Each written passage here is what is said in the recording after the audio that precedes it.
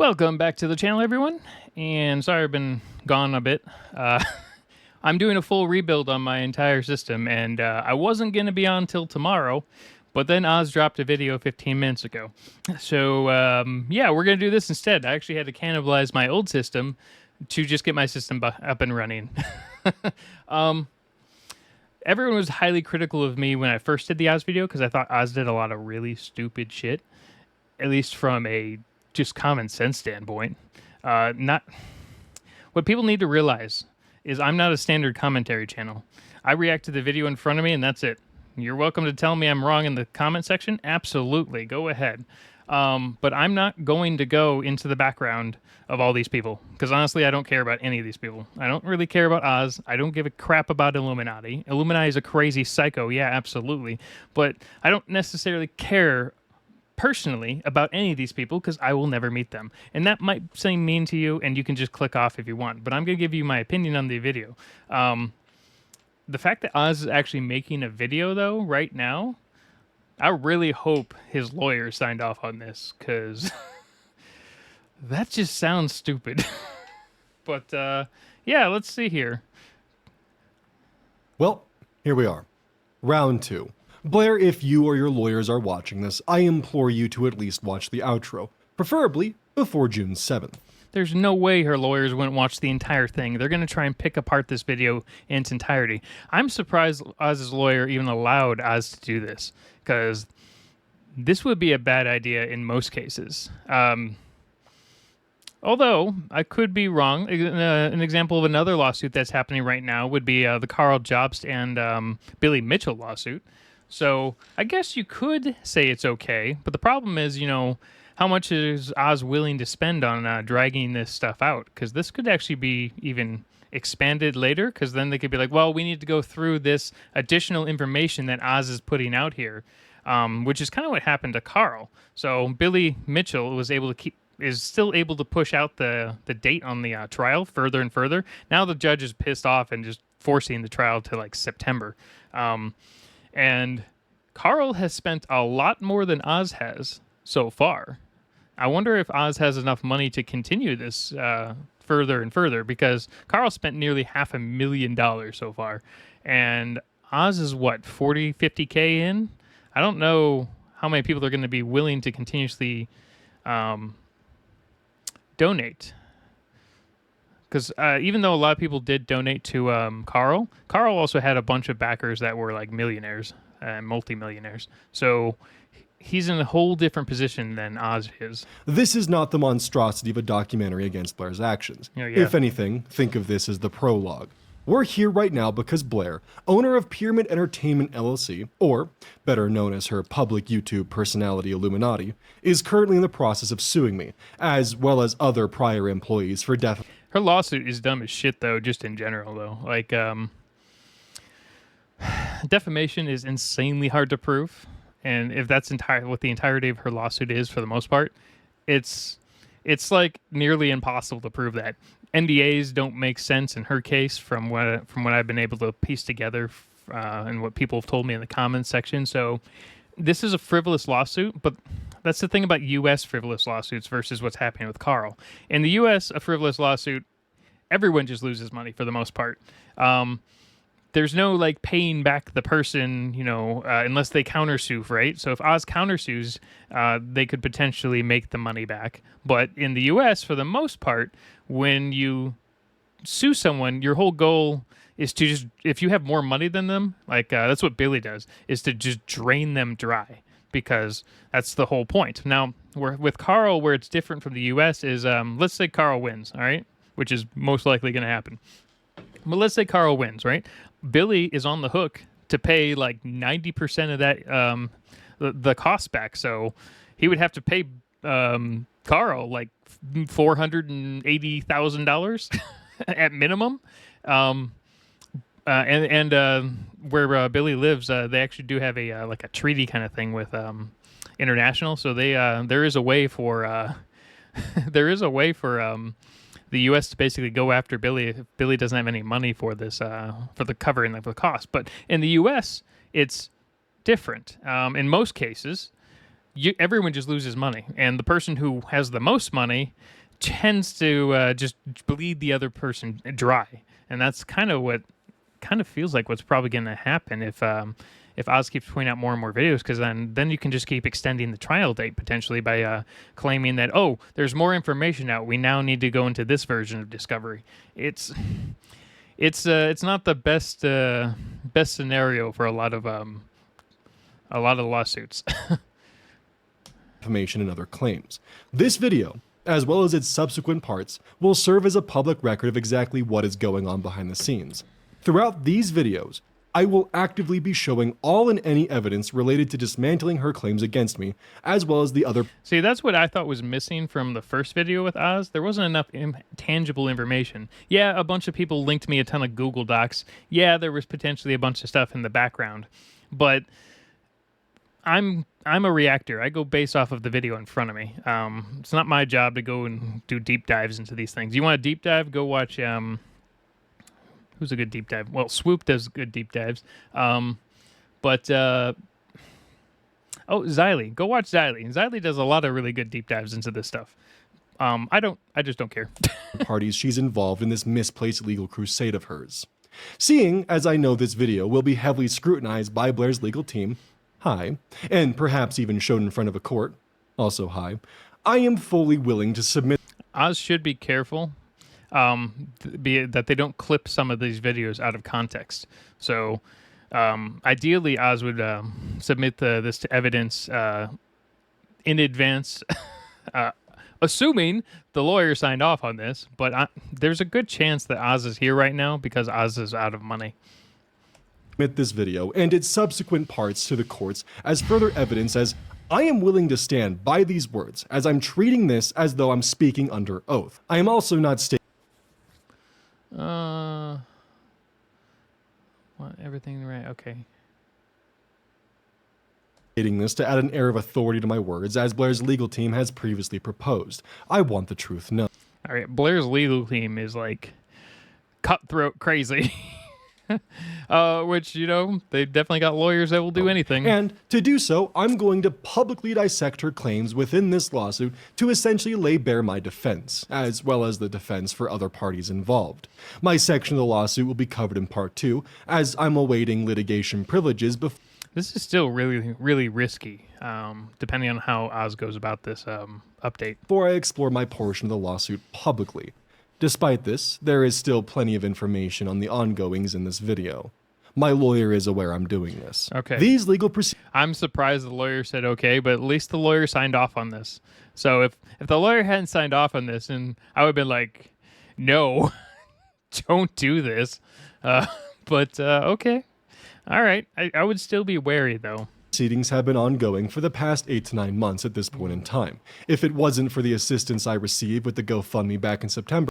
So, from what I understand is Oz got this GoFundMe, but then Oz also got another $32,000 from a stream. But the stream, I guess, was just to make sure that the house was cured. So basically, $32,000 went straight to pay off all the missing money that he owed Blair. Which, fine. Anyone who wants to donate to that, great. You guys help pay Blair back a bit, I guess. But this one makes more sense as a legal fee. I don't know if any of the money went to the housing fund. Probably some of it initially did, because I think this happened like a month before the stream. So it may have gone a little bit towards the housing fund. But I bet you the majority of it went towards legal fees. I would not have been able to mount a legal defense. Of the amount donated, GoFundMe takes a fee with each donation. This can be seen on screen here. GoFundMe fees aren't that bad. That's not too bad. I mean, it's not great. With this nice little chart breakdown they provide. At this point in time, which more information can be found as an update in the original GoFundMe, this lawsuit has cost over $40,000.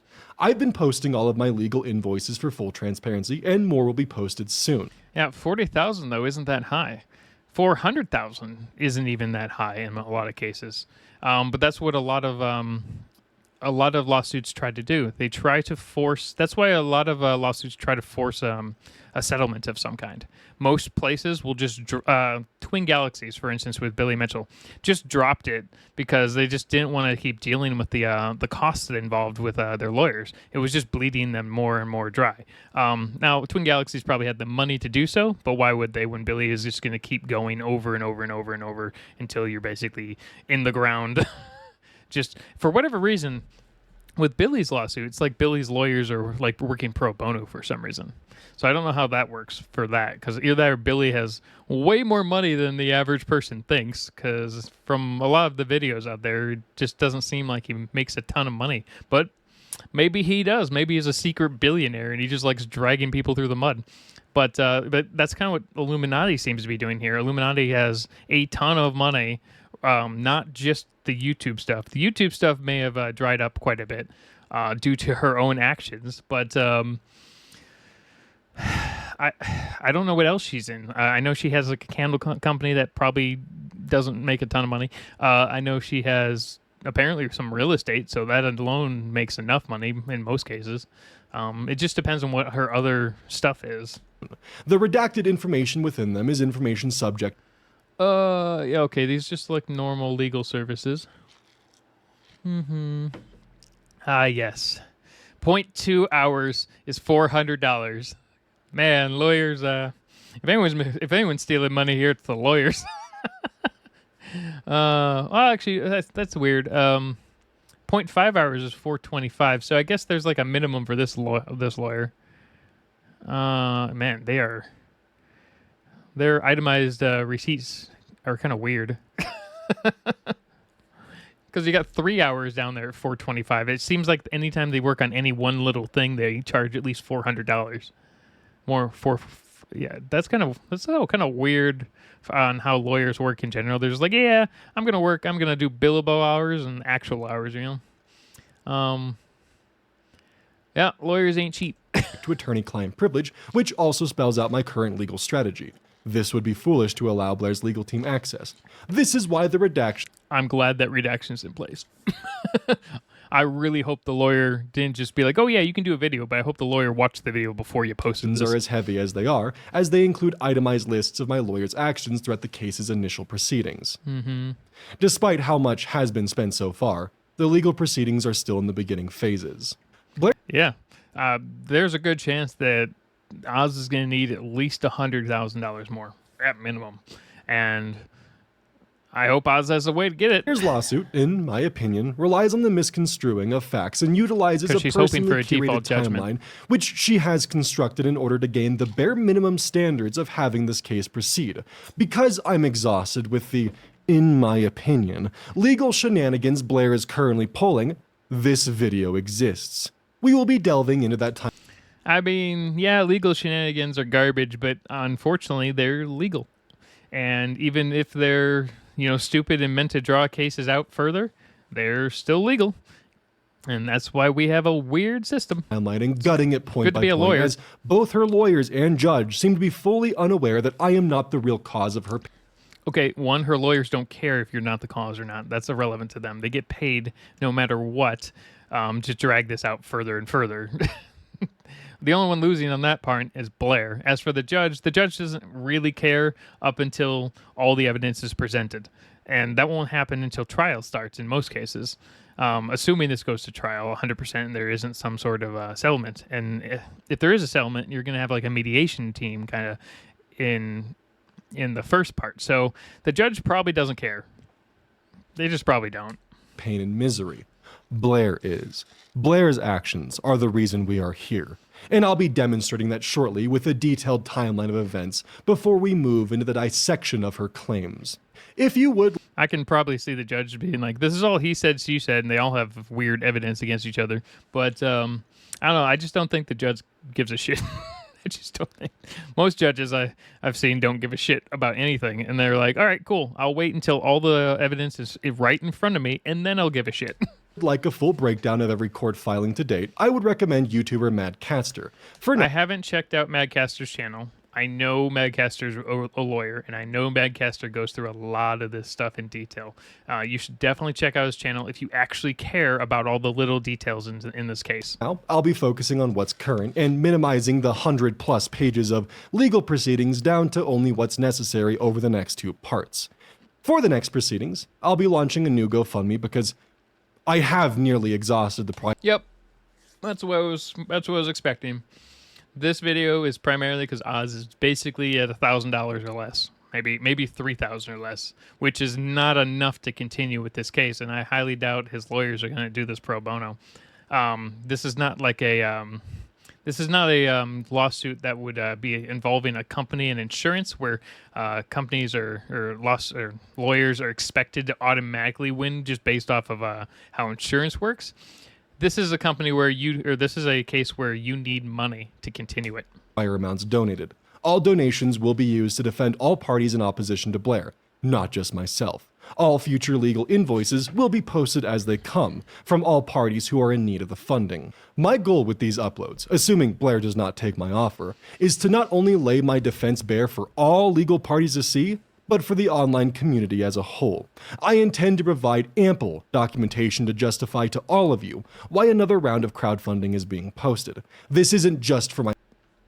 It's just a requirement, and if you guys want to keep donating to Oz, absolutely do it. Don't go donate to Illuminaughtii. I guess you can. Free countries in most places. But it's not cheap. And I'm pretty sure Oz is likely going to need at least another 80K minimum. At least. Probably closer to 120K, depending on how this goes. But if Blair can keep pushing it out based off of just the way Discovery works, and pushing the court case further and further, and keep sending demands and stuff through her lawyers, there's every real possibility this will hit $200,000. Which, I mean, it's just a reality. That's it. There's no ifs, ands, or buts in this case. It's just a reality of what a lawsuit, even if it's a frivolous one, in the U.S. will cost, and that's why the majority of people will try to settle.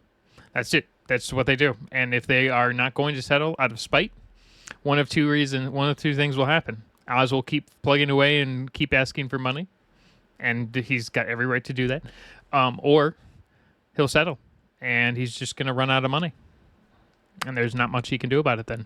Because if he runs out of money, he's stuck, because then it gets a potential default judgment, because then he'll have to he'll have what his lawyers give him, but he won't have lawyers in the courtroom potentially, because he won't be able to afford them, which means he'll be defending himself, which would be probably really bad. So if anything, he needs to save a retainer of like 25K if possible, just for the trial itself, and then maybe cut back on the other stuff right now. myself anymore. This is also to defend employees that Blair is bringing legal action against as well. Probably if Blair does accept my offer within the outro, I will be refunding the new GoFundMe once all terms are met, and the lawsuit is officially over. So here's the thing. She might accept the offer only based on the fact that if YouTube is her only income now. Her channel is 1.23 million or so, but she's only averaging like 10,000 views or so a day, I think, right now, which my channel gets a decent amount of views. She might be averaging a little bit more. Let's take a look. Actually, I have a new screen now, and I can actually look up stuff now. So we're gonna do that. Now, Social Blade isn't as accurate as people think for a lot of things, but it does a good job of views. So let me take a look at her channel.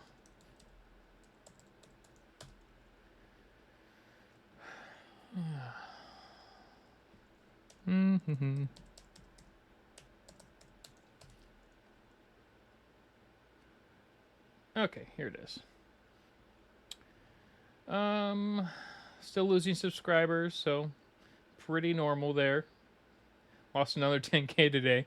But she's only averaging 4,000 and 5,000 views a day now. upwards of 10,000 on a couple of days, but on average they're about 7,000 total. Yeah, that's a lot less views than, let's say, September 22, where she was averaging 14 million a month.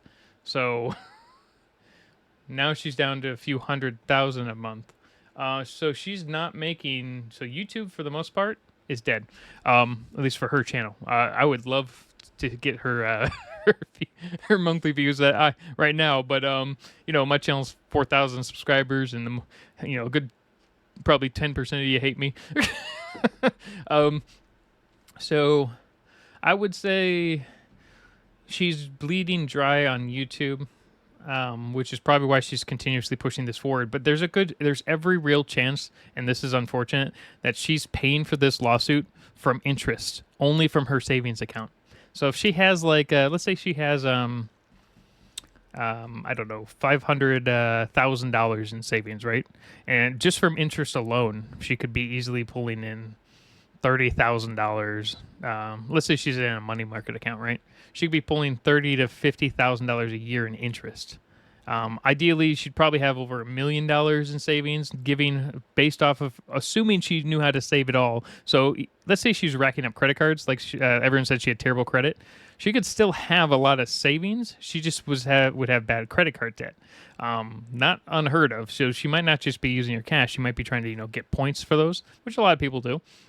So it really depends on how much she has in, like liquid cash and like a money market account. Because if she has enough, she could easily be pulling in plenty of money interest-wise to cover the cost of any lawsuit against a small creator. Obviously, she couldn't go against like a major company or anything, but a lot will depend on how much liquid cash she has to keep fighting this. Over court filings and all. If you're curious as to why I'm even offering Blair a potential settlement in the outro, that will be explained there, as there are numerous factors in my No, he has to. He doesn't have a choice. He does not have enough money. It's one of the best options he has. Basically, he's probably going to just ask her to drop it.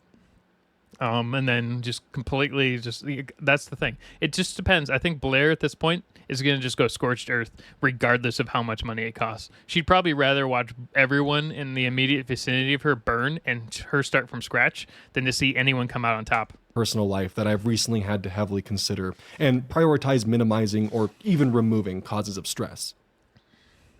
That being said, I have no issue, hesitations, or fears in connection to proceeding with this lawsuit. I am confident in the direction things are going, and I just want to offer a path to end this before we're stuck in this for years on end.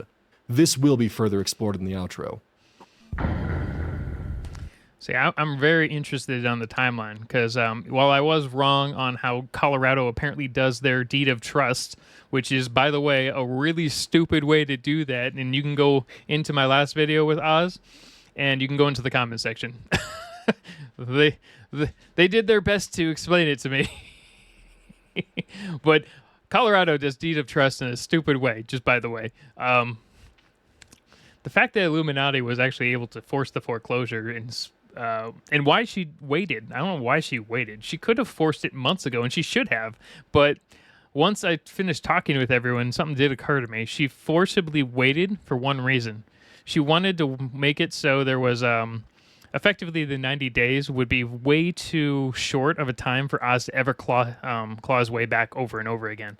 So she waited till he was like $12,000 or more in debt to her, and then's like, okay, now we'll start the foreclosure process, because it was a lot harder to get $12,000, which he succeeded. But I couldn't figure out why she waited, because normally it's automatic. Normally, the third party trustee automatically starts the foreclosure process. But in this case, she waited and then told the trustee after 3 months or 4 months or whatever, it was like, okay, let's start the foreclosure process now. And then they started it. It was so dumb. As stated in my September update video, Blair and I dated. Just in case this context is missing, it was never my goal to make any of this about relationship drama. However, despite the actual timeline of events which have occurred, Blair is trying to paint her entire downfall on YouTube as being nothing more than my actions towards her as a jealous ex. Okay. This was all based off of her stupid apology video. If she had never played that apology video and just ignored everyone on Twitter, none of this would have happened. She could have actually made an apology video specifically to Legal Eagle and ignored everything else, and it would have been perfect. And we'd still be hearing garbage content farm Illuminati stuff over and over again. I'd actually be able to react to her stuff, although reacting to her stuff now would probably be unwise. But no, it became this huge thing because of that 45-minute stupid video. I'm not jealous towards your current partner, Blair, only sympathetic. Oh my gosh, she's actually dating someone else that apparently isn't on YouTube. I encourage all of you to fact check this timeline as I go. I'm being both as detailed and as quick as I can here because, again, Blair, in my opinion, is actively obfuscating the timeline in her lawsuit in an attempt to paint herself as a victim who did nothing to deserve the scrutiny delivered onto her. On April 20th, 2023, the story begins with a tweet produced by Blair which attacked Legal Eagle for copying. This was hilarious. This is the dumbest thing I've ever seen.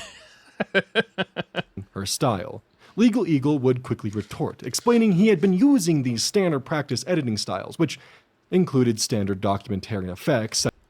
I like how Legal Eagle just started this whole thing and honestly had nothing to do with it at all. And they're like, all right, whatever. I guess you could try to sue me. I'm a copyright lawyer. Such as the classic skeuomorphism torn paper effect, as well as the simple action of highlighting text, which all can easily be found as stock templates online. No way. Blair owns all of those. You're going to lose just because she owns all that stuff, right? Fine. In this Twitter thread, Blair had also levied accusations against members of Legal Eagle's team as proof. Am I allowed to post a video essay I made that was inspired by... What? Okay, this is the editor from Legal Eagle that's just asking about... Okay, that's dumb. Yeah, none of that matters. By showing an editor of Legal Eagle asking for help with how a certain effect is achieved. This is standard practice amongst YouTubers and editors. Blair responded to Legal Eagle by deleting... I think the problem here, though, is the fact that Illuminati's just a voice. She doesn't actually edit any of her stuff. Has she ever done any editing for any of her stuff? Ever? Like, I think she's always hired editors.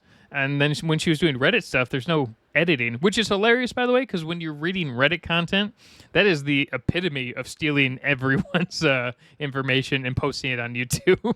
If anyone's going to get in trouble for copyright, it's going to be reaction channels and Reddit readers. These accusations and did not provide a public apology or any form of public justification for her actions. This further stirred the pot and made people ask questions. This same day, April 20th, H-Bomber Guy would post a tweet publicly displaying an yeah, that was pretty funny. Example of Blair copying a documentary herself. Although he used... So plagiarism on YouTube is complicated in a lot of ways because of how fair use works. I say the majority of stuff on YouTube isn't necessarily direct plagiarism. However, when you do plagiarize an actual documentary, that is plagiarism. The word plagiarism. At the time, I found it incredibly telling that H-Bomber Guy had such a specific clipped comparison ready to go that same day, with an exact video. Okay, to be fair, he was probably already working on a video. I do wonder if Blair had the same realization that I did, that the only way Harris would have a clip like this is if something major was in the works. Foreshadowing is a literal... On April 23rd, 3 days later... Huh, that was a weird audio glitch. We would see Click post his Twitter thread. I emphasize the 3 days portion because at this point, Blair was still yet to address the Legal Eagle scenario. Technically, H-Bomber Guy could have just already seen a clip where she plagiarized because he was already working on a bunch of like anti-vax stuff. Remember the anti-vax video he made, basically making fun of anti-vaxxers. But maybe he already saw the clip from there because it was around that time. So maybe he was already researching it. It's certain clips are just one of those things that you kind of keep in your head in the background. So he may have had something in the works, but he may not have. Obviously, his main video came out later, but I don't know if that was already in the works specifically for that. So that's a little speculative. Scenario, pushing Click, a former collaborator of hers, to publicly distance himself from her to avoid the flack that her actions had been causing for any and all who were at any point associated with her. This is not an accusation. The stuff she did on with the click was crazy. That was insane. I am just stating the unforeseen cause and effect of Blair's documented actions. This same night, from a bathtub apparently, Wonderstruck, now known as Hi I'm Wonder, would post his Twitter thread detailing his prior dealings with Blair, as well as the harm that he felt he suffered when close to her. Yeah, Wonder's scenario wasn't great. That one felt more like financial abuse right off the bat to me than anything else, or at least it was aiming straight towards it.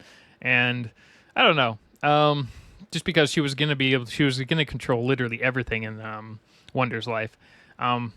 I'm still wondering on Oz though. We'll see. I was unaware that Wonder was going to make this tweet. He and I normally aren't on voice call when he's in the tub.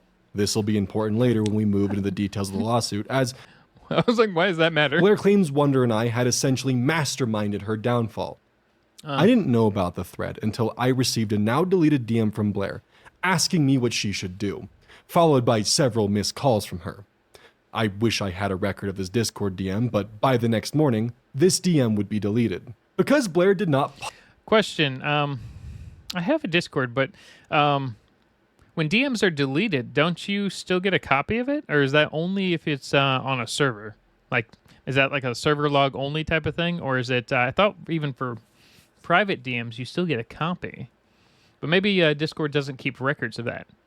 Man, so many people would be in a lot more trouble if Discord kept records of all their all their posts. Publicly provide a reason or explanation towards her actions, and with the emergence of HBomberGuy, Click, and Wonderstruck's threads, it left Twitter frenzied for answers. Those who were familiar with my connections to Blair, as it was public knowledge we were roommates, would begin to DM me or brigade my livestream chats with questions on the situation. Questions such as if I still supported Blair and if I could provide a reason or explanation for her actions. Just ignore Twitter, people, just in general. It was because of users constantly asking me to answer on behalf of Blair, as well as my past colleagues, finally speaking out, that I broke my silence and posted my thread. A thread where I took accountability for my actions in support of Blair and defended the credibility of my colleagues. I posted my Twitter thread April 24th, 2023 at roughly 4 a.m. my time. That same morning, I have this text. Okay, so April 4th, 2023. Was Oz behind on rent or, I guess, payments to Illuminaughtii at this point? Because that would be the main reason Oz would be afraid of going against her, at least from a monetary standpoint, and just because knowing if he was behind more than 30 days by that point, she could foreclose at that point.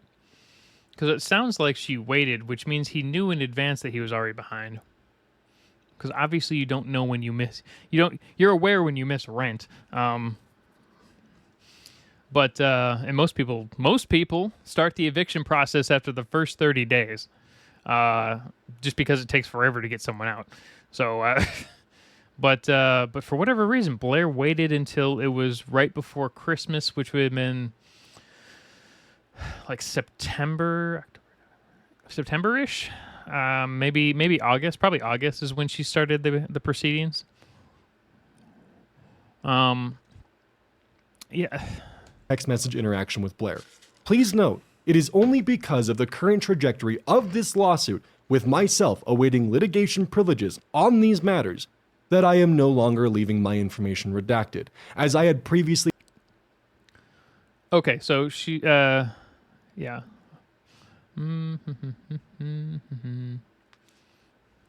See, this is new, at least to me. This is obviously new to me, because I don't go through all the Google Docs. Yeah, so Blair does seem to have the weekly villain complex kind of thing, whereas everyone's out to get her, which makes sense to a degree because of what happened with all the other channels she had before the Sad Milk stuff. Anytime she, and this has probably happened in real life too for her, anytime anyone becomes a partial threat, she just basically just kicks them out of her life entirely and then goes scorched earth against them. intended to do so now 1 year ago. Blair, Monday, April 24th at 8:24 a.m. So I just saw your tweets, and now I understand why when I called you, you didn't answer. I'm going to take some time to formulate my thoughts, but ultimately, Oz, I hope you really do find your happiness in life. I hope you find your peace, your Oh, that's right. Oz Media. I was like, what do you mean Oz? Why'd you have that blurred out? I forgot. Oz doesn't use their real name online for obviously anonymous and safety reasons. Especially when you have a bigger channel, I guess. But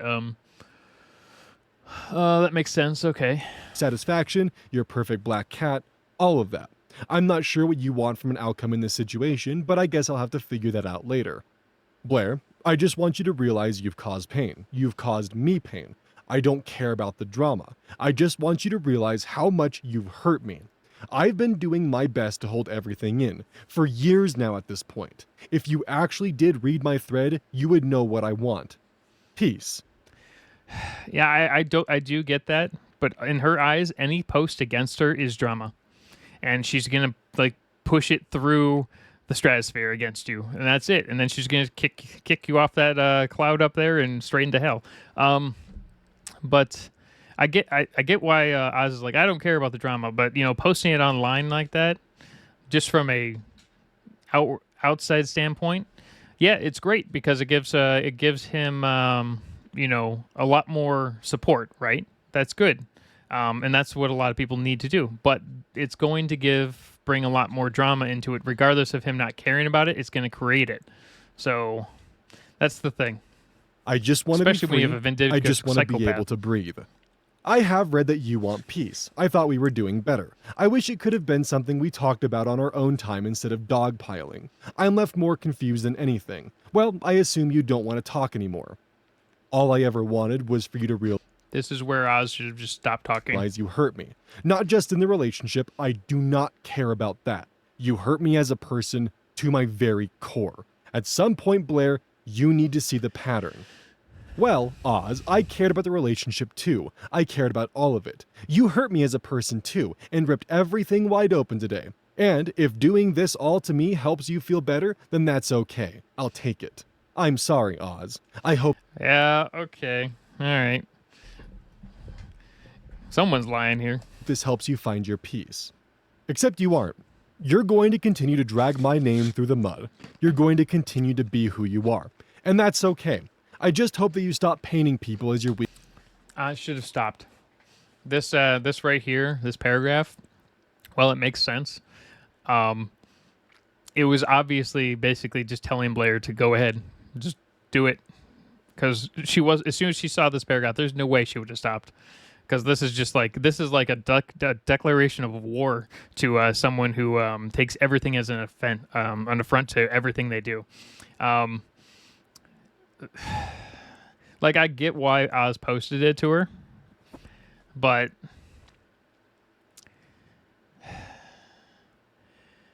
jeez. Weekly villain. It's your biggest flaw and it's always gotten you in the most trouble. It's Yeah. what caused the most harm. Blair, I'm sorry I ripped everything wide open, but I never had the chance to heal. I never had the chance to feel peace. Instead, I went to therapy and have a PTSD diagnosis. Instead, I gave myself chemical burns because I was too scared to say no. Interesting. Chemical burns on what? I'm afraid of you, Blair. I'm getting a second opinion on the PTSD. I don't want it to be true, and I don't trust Talkspace to that extent. Okay, yeah, Tuckspace is kind of weird. Although he probably does have PTSD by this point. Just about anyone would, dealing with all this nonsense. Chemical burns are interesting. I'm not sure if that's a physical reference to something like, because it looks like Illuminati had no idea what the heck he was talking about.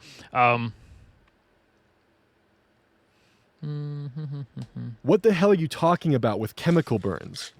And this purple portion here is Blair airing her mental health. I'm leaving this censored. I don't want to Smart. drag your name in the mud, which is why I'm going to you instead of Twitter or whatever. I would go to an actual doctor. Colorado is tightening down on telemedicine stuff, FYI.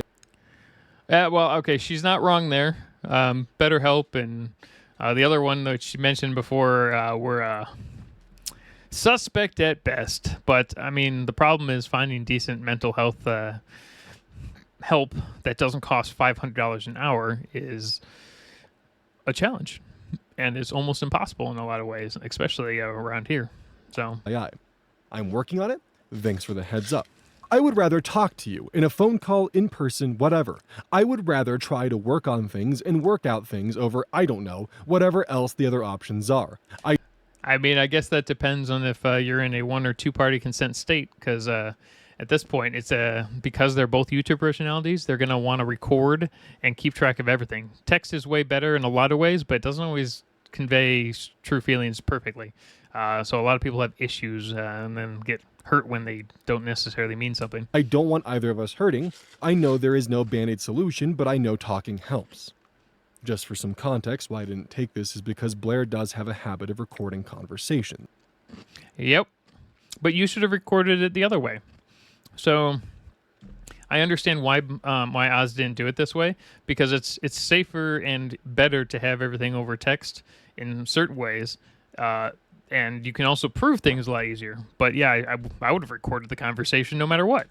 This is evident with the Madison situation from Cruel and Happy Mind. Yep. I was fearful she would take my words out of context to suit her narrative.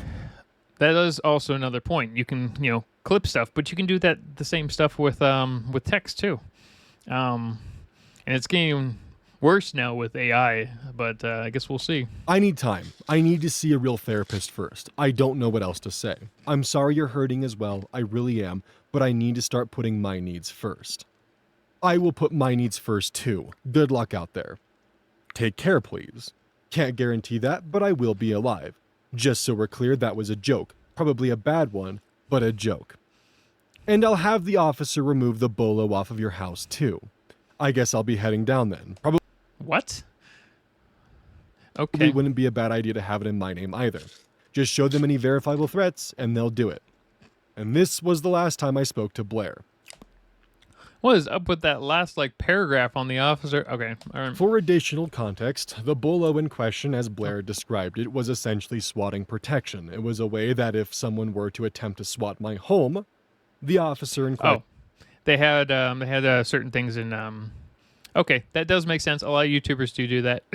Would then look up my address and see that I am a public figure and give me a call before showing up to my door in SWAT gear. Blair removed this protection when I spoke out against her, or at least she claims. I don't know.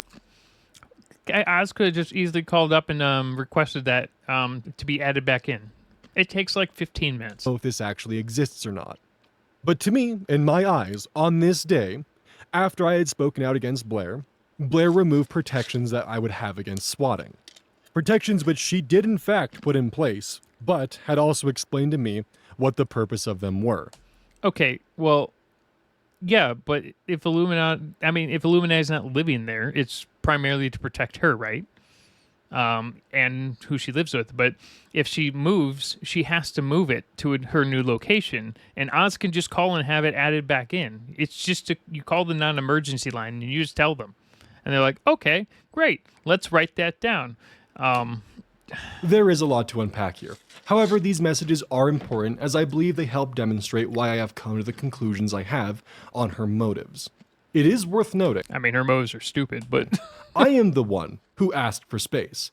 I am the one who wanted nothing to do with her. She is the one who apologized and desperately sought out a rapid solution to remove my words from the internet. I finally said no. This same day, April 24th... She does have a habit of deleting everything possible about her. So that could actually come back against her in certain ways. One topic would post his threat in opposition to Blair. April 28th, Blair would upload her video, Illuminaughtii Exposed, which served as a direct response. Yeah, that was a bad video. I did watch it. I didn't react to it on the channel. I could, but it would be a different type of video because I have seen it.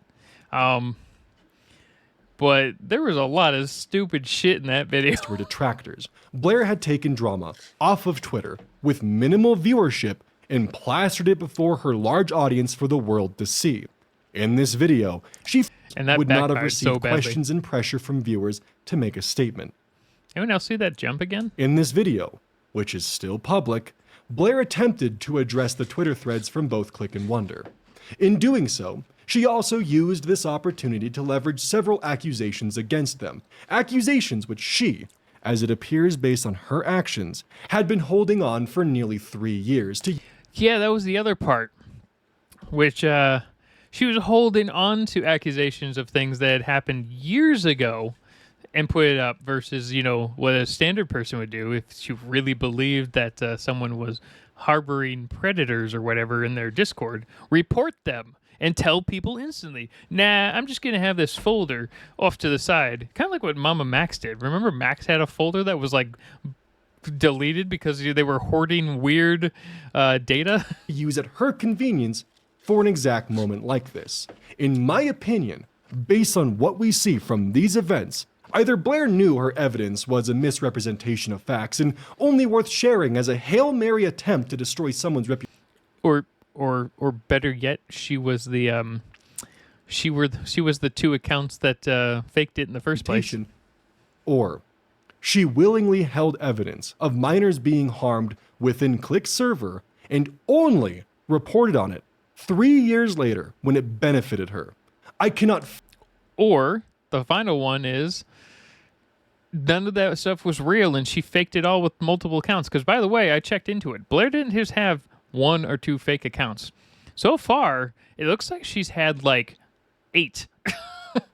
In fact, let's pull them up because I actually want to see it. And because I can actually do that now. All right, let's pull up, let's see here.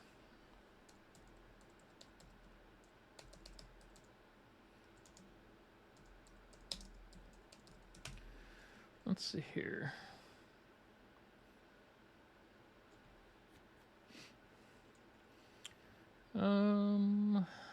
Do we have her alt accounts? Oh, here we go.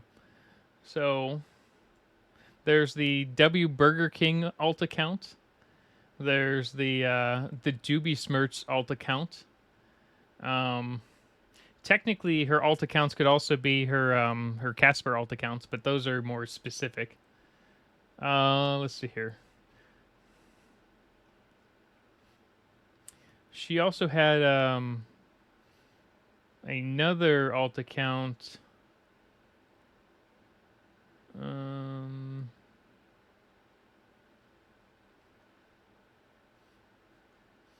Where was it? Okay, here we go.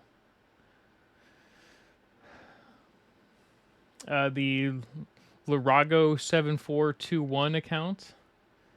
Let's see. Any other ones?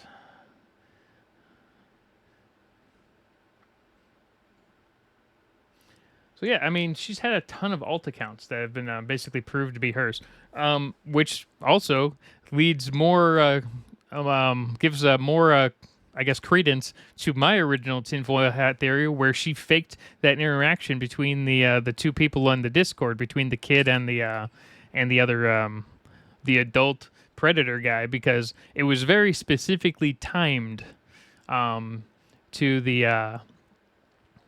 It was really weird. It was timed specifically when everyone, for the most part, would be asleep, and then she could rip apart the entire Discord server with all the shared mods. It was so weird on the timing. Allegedly. Fathom any other reason for the events transpiring the way that they have. In fact, back in 2020, by the way she spoke within her messages, Blair seemed very eager to find an opportunity to destroy Click with this exact evidence. Or, to use her words from 2020, nah, I'm not gonna attack Click unless it becomes public gossip or a drama channel picks it up. Then I will nuke him. Yeah, this is where I think she just kind of built this from scratch. In this response video, Blair accused Click of some fairly horrendous things, which he did address in full within his own response video. Now, this is a retelling of well-documented public events which transpired publicly. None of this is new information. Blair also had a chapter dedicated to Wonder where she plastered his mental health for the world to see. Yeah, that was really weird. I don't know why she bothered with that. I mean, she's trying to paint him as unstable, I guess, but it didn't make it. He wasn't in any way unstable towards her, though, which was the weird thing. Is she wanted to paint it like he was gonna like attack her or something. See, But that never Wonder is a happened. former employee of Blair's, meaning that Blair had exposed private and sensitive information, also known as PII, which included conversations she had with his therapist, for her entire audience of, at the time, roughly 1.7 million subscribers. Blair also accused Wonder of mistreatment of his dog. Okay, so the problem with private information is it's not against the law to post private information if you're two individual parties. You shouldn't, but you can. It's not the same as HIPAA. And HIPAA is very specific too. A lot of people get that wrong. That only applies to certain types of healthcare providers. It doesn't apply to like grocery stores, for instance, or your job in most cases. So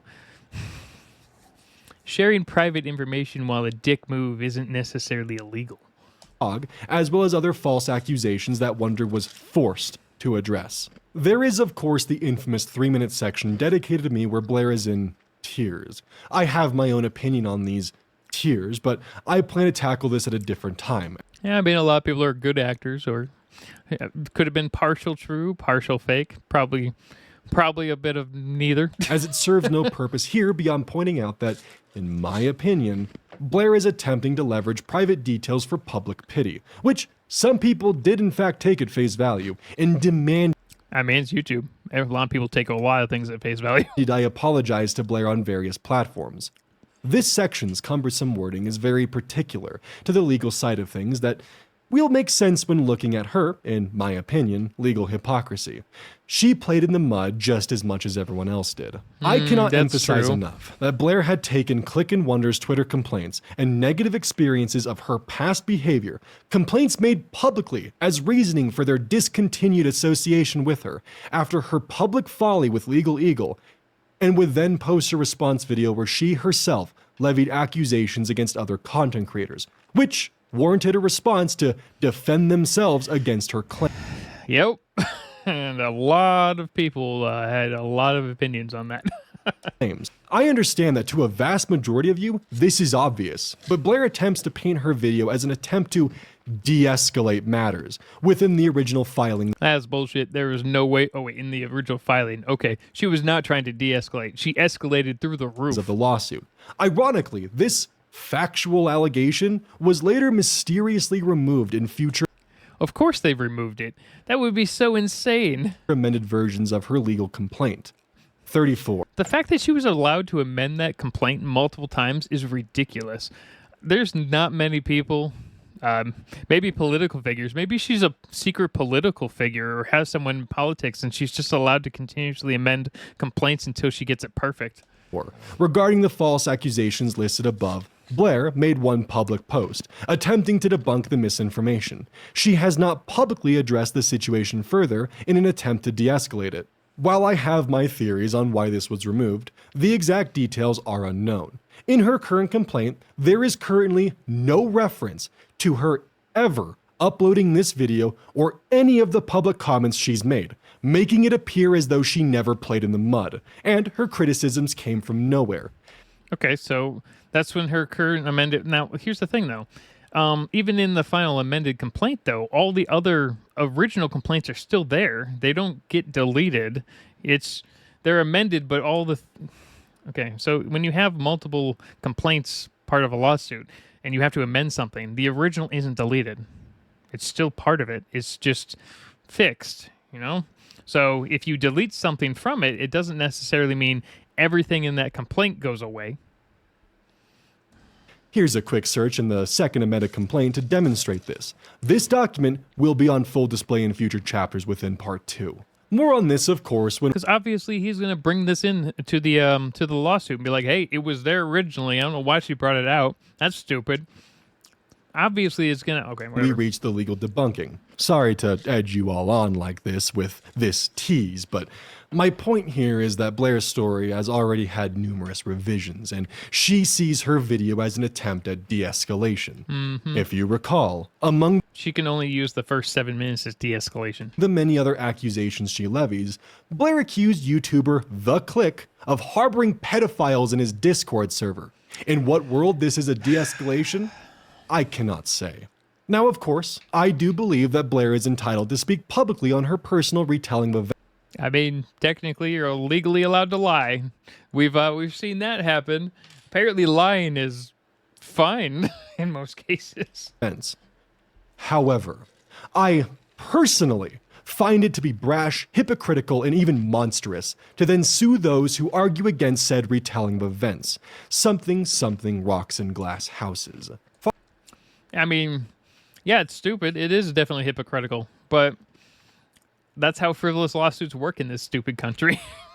They're meant to do one reason: bleed someone dry, and that's about it. There are not enough protections in place against them, and in most cases, the plaintiff isn't required to pay back the defendant in any way, even if they know it's wrong. Which is why we have so many stupid, frivolous lawsuits. So, like there's that guy that continuously sues major serial companies and dressing companies because he's trying to get a settlement for whatever reason.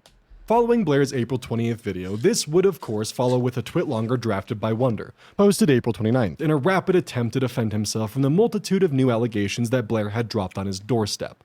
May 2nd, Click would upload his response, detailing his experiences with Sad Milk as well as what he had personally gone through.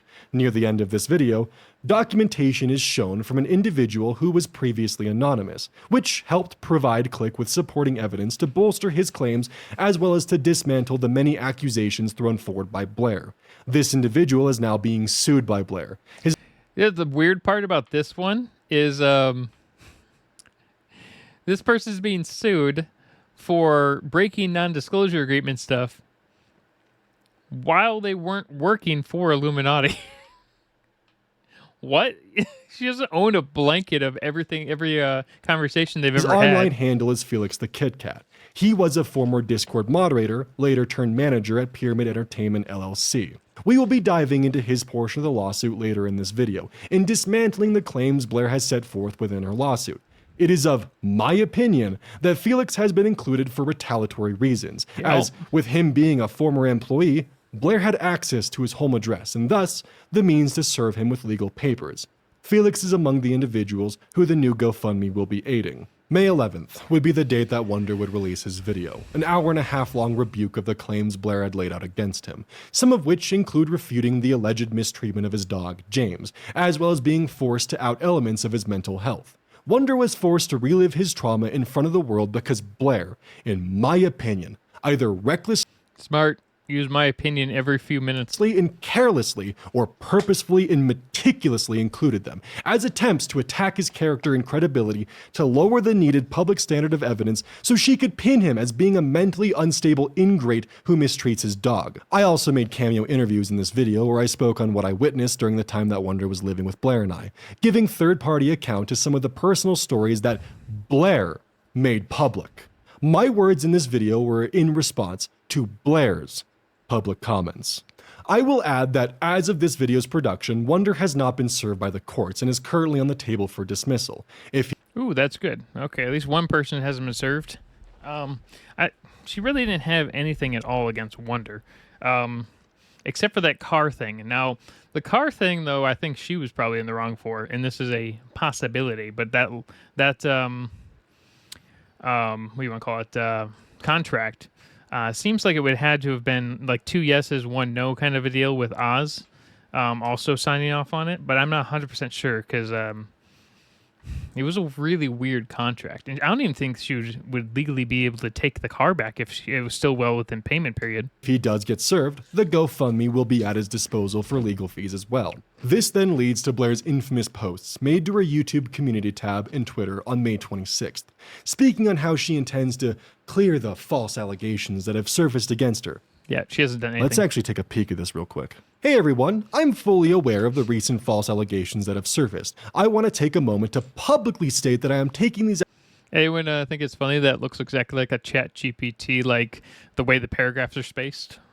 No. It may not be. Allegations seriously, and I'm committed to rectifying this situation promptly and appropriately. I understand the concerns and potential impact that these false allegations have caused. My team and I are actively working behind the scenes to gather all relevant facts. I am committed to transparency and accountability throughout this process.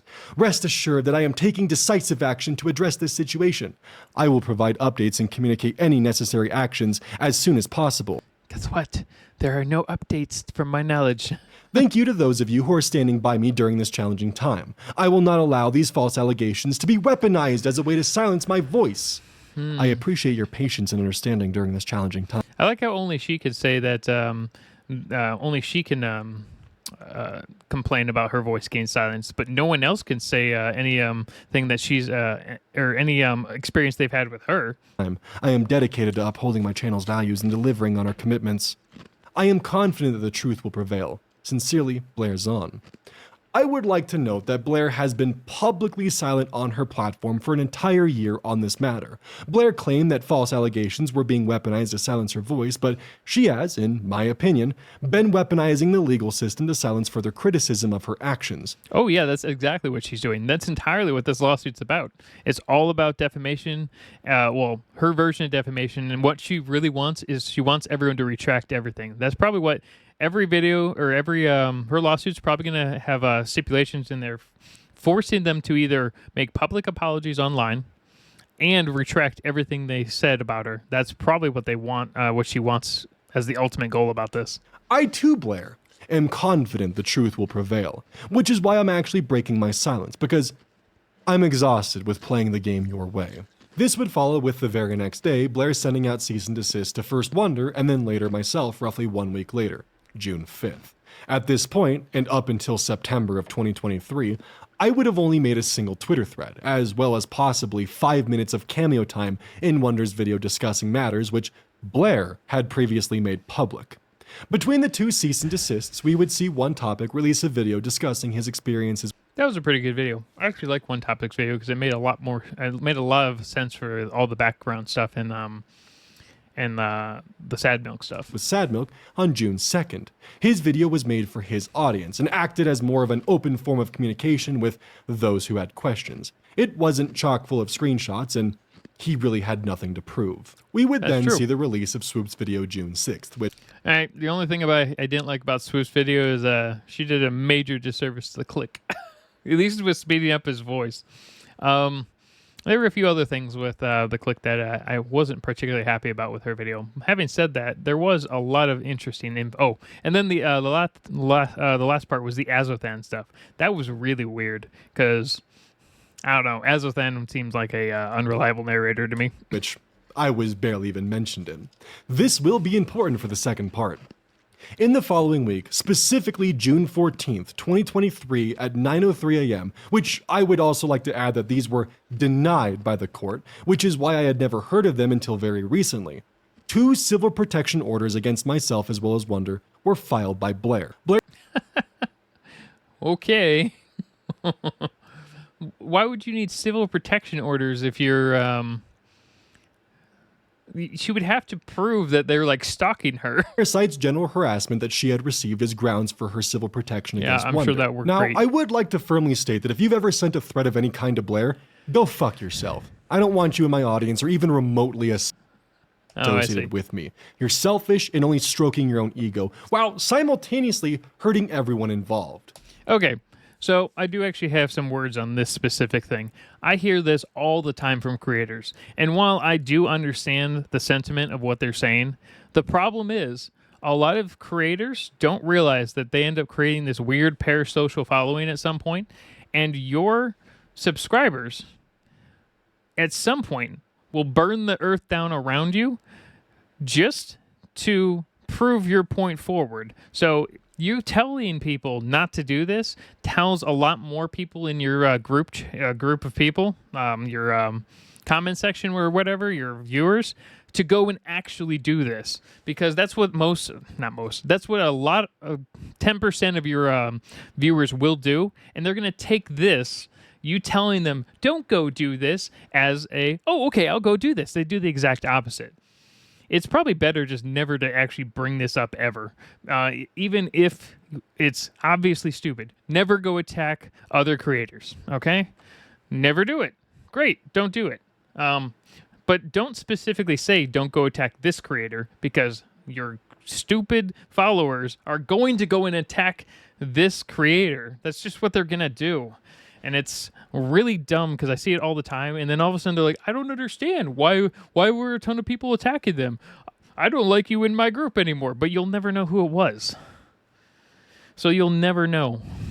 Where you can do ban well, you can't even ban on YouTube. You can block comments, I guess, but that's about it. But with that being said, I do want to briefly talk about a few details in the CPO ordered against me, which, again, was denied, where Blair accuses me of beating her dog, Casper. Wow. I deeply cared for him, and I find this accusation thrown into a CPO for sympathy from the... I mean, you would have to how would you prove that? Especially months after an event. I mean, I guess the only thing you could do is put them in the room and see if Casper runs and hides in the corner, but that is like almost impossible to prove. The judge to be revolting. I also, in my personal opinion, believe that this is further evidence of Blair twisting and manipulating facts, or in some cases, just outright lying. Yeah, this just sounds like a lie. I mean, I don't even know how you would prove that. I mean, let's say it wasn't a lie, right?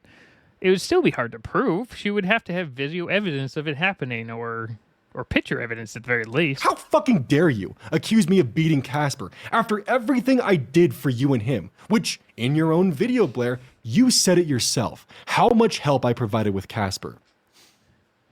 There is more squabble listed. Yeah, that's also weird. I mean, she if you're going to say that, you can't have video evidence proving against it. Within these denied CPOs that are just not worth entertaining at this moment. But if you do have more questions on these, I would like to refer you to Vangelina Skov, as she was able to cover these in full before their removal by the original leaker. Moving on from my personal emotions, the terms of both said CPOs are this.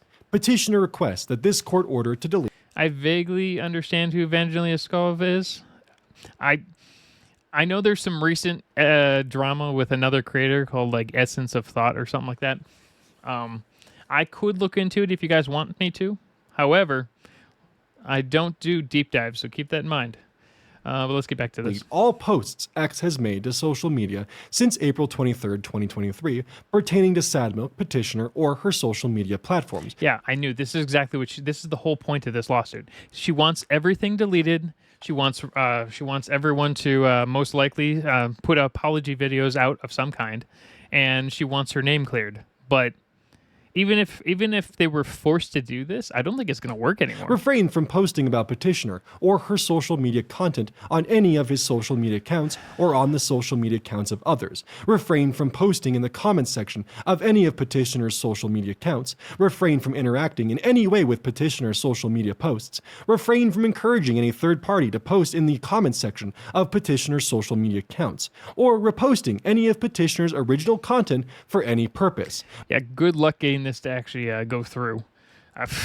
You can't even get news sites to follow stuff like this. Refrain from making any videos or media posts about Petitioner. This, in my opinion, was an attempt at a gag order to prevent all future posting on Blair. That is a gag order. Specifically, in my opinion, to lay the groundwork for her to begin her lawsuit unopposed with no worry of public retaliation, as well as to prevent any and all future responses from being posted. It is my opinion that Blair had the motives to silence the critics so she could begin her attempt at rewriting the public narrative. Well, yeah, if you got the money.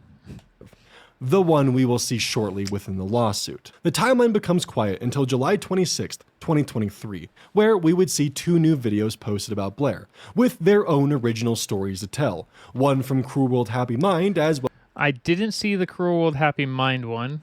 Oh, and I haven't seen the Savannah Marie one. Maybe I'll check those out later today. Actually, who am I kidding? This is the only video you're going to see until at least tomorrow, because my computer system's already freaking out because I cannibalized massive chunks of it, and we're working on a laptop right now. Well, Savannah Marie. Cruel World Happy Mind would detail her alleged experiences with Blair, and how, according to Cruel World Happy Mind, while pregnant, she fell subject to a harassment campaign from Blair, and how Blair, in her eyes, actively weaponized a potential loss of pregnancy from how sick the stress made her to silence Madison from cruel Jeez, man, that one goes way darker than I was originally told. mind. Savannah Marie levies accusations of plagiarism, the second person to make this accusation against Blair. Now, this is where my September video partially begins to come into play. Unfortunately, due to the slow crawl of legal processors, I would only be aware of half of Blair's actions at this time.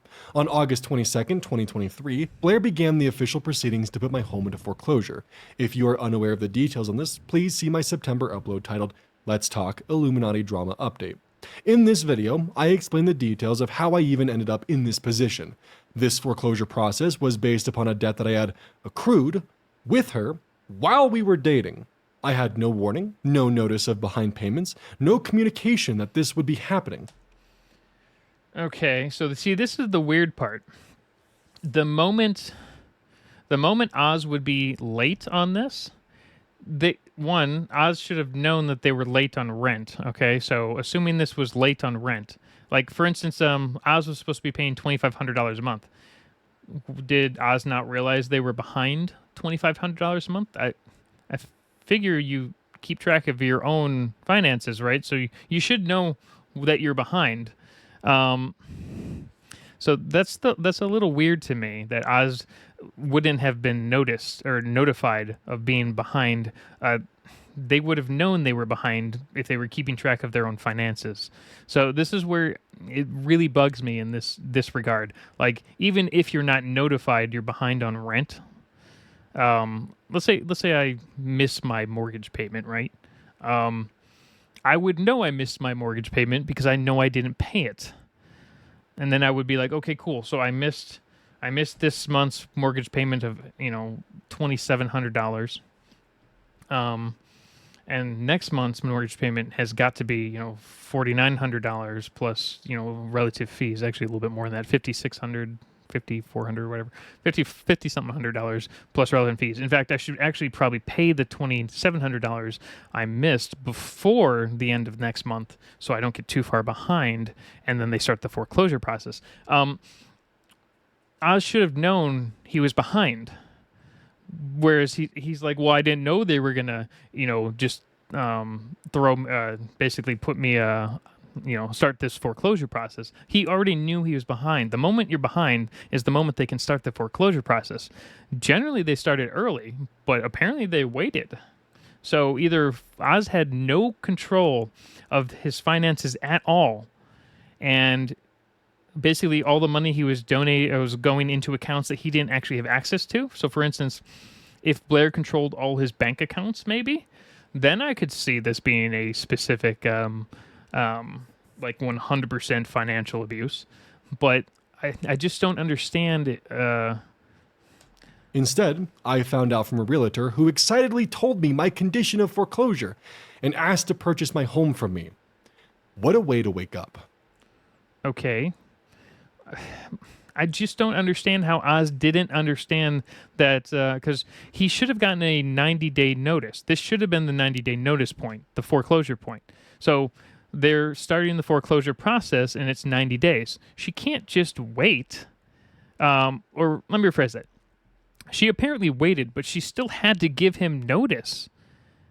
So I want to know what's missing here, because it sounds like from this point, because from the last video, it sounded like Oz knew he had notice earlier than this, but it sounds now like none of it. He never got the 90-day notice, but he wouldn't have got the. So even if Blair started the foreclosure process, he should have gotten the notice from the trustee, which we've already discussed. This in this case, the trustee though would have actually given the notice to Oz. Not even if Blair starts the foreclosure process, the trustee would have started the 90-day notice, which he should have gotten.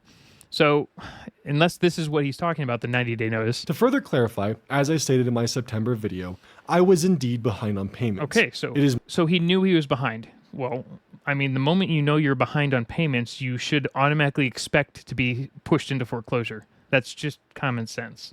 The same goes for anything you're behind on payments on. If you're behind on car payments, you should expect your car to be repoed. It's my opinion that Blair introduced a payment structure that she knew I would be destined to fall behind on. I, originally, wasn't concerned, as before I foolishly signed those deeds of trust, Blair assured me that the only way she would get her payments was if I paid or if the home was sold. Right. If the home goes into foreclosure, it's forcibly sold. Of course, she didn't need to mention that if it goes into foreclosure that she'd get her money back. She just said it was being sold. So in his mind, he's like, oh, if I sell it, then she gets her money back. I never took the time to realize that she meant she could sell my home through foreclosure. Yes, that makes sense. Okay, I see where Oz made the mistake, which is making more sense now, because when he was first talking about in his first video, I just called him an idiot. And yeah, okay, I get that. I get this a bit more now. But the way he explained it the first time was, it just sounded so stupid from a common sense business standpoint. And keep in mind, I grew up flipping houses, doing this a lot with family for a living. I've lived in 50 some odd houses. And so and aside from Colorado's stupid deed of trust, which I understand how the majority of deeds of trust work, by the way, Colorado, the only thing I was really wrong on that one was the fact that Illuminaughtii could force the start of the foreclosure process. But she's not the only one that starts the foreclosure process. She is the one who starts it, but also the trustee has to approve it. So she did have to be approved by the trustee, which means that the trustee is like, okay, yeah, he's behind. He can start. You can start a force of the sale. Now, to be fair, if Oz had had enough equity in the house, even a forced foreclosure would have paid her back the initial money, it starts with the bank. It pays the bank back first, then it pays Blair, and then anything left over would go to Oz. Now, from what I understand is Oz didn't have enough equity in the house, so there's a much better chance that Oz was going to lose. The bank would have probably been fine. But Blair would have probably lost money on this, and then Oz would have been in a point to be sued again for the initial money that he took out against it. So, yeah, I see where that's a problem. If I knew it granted her this power, I would have never signed those documents. Again, if this is all new information. Here's the thing. I think Oz probably still would have signed the documents, honestly, because at the time, Oz was still in a good relationship with her.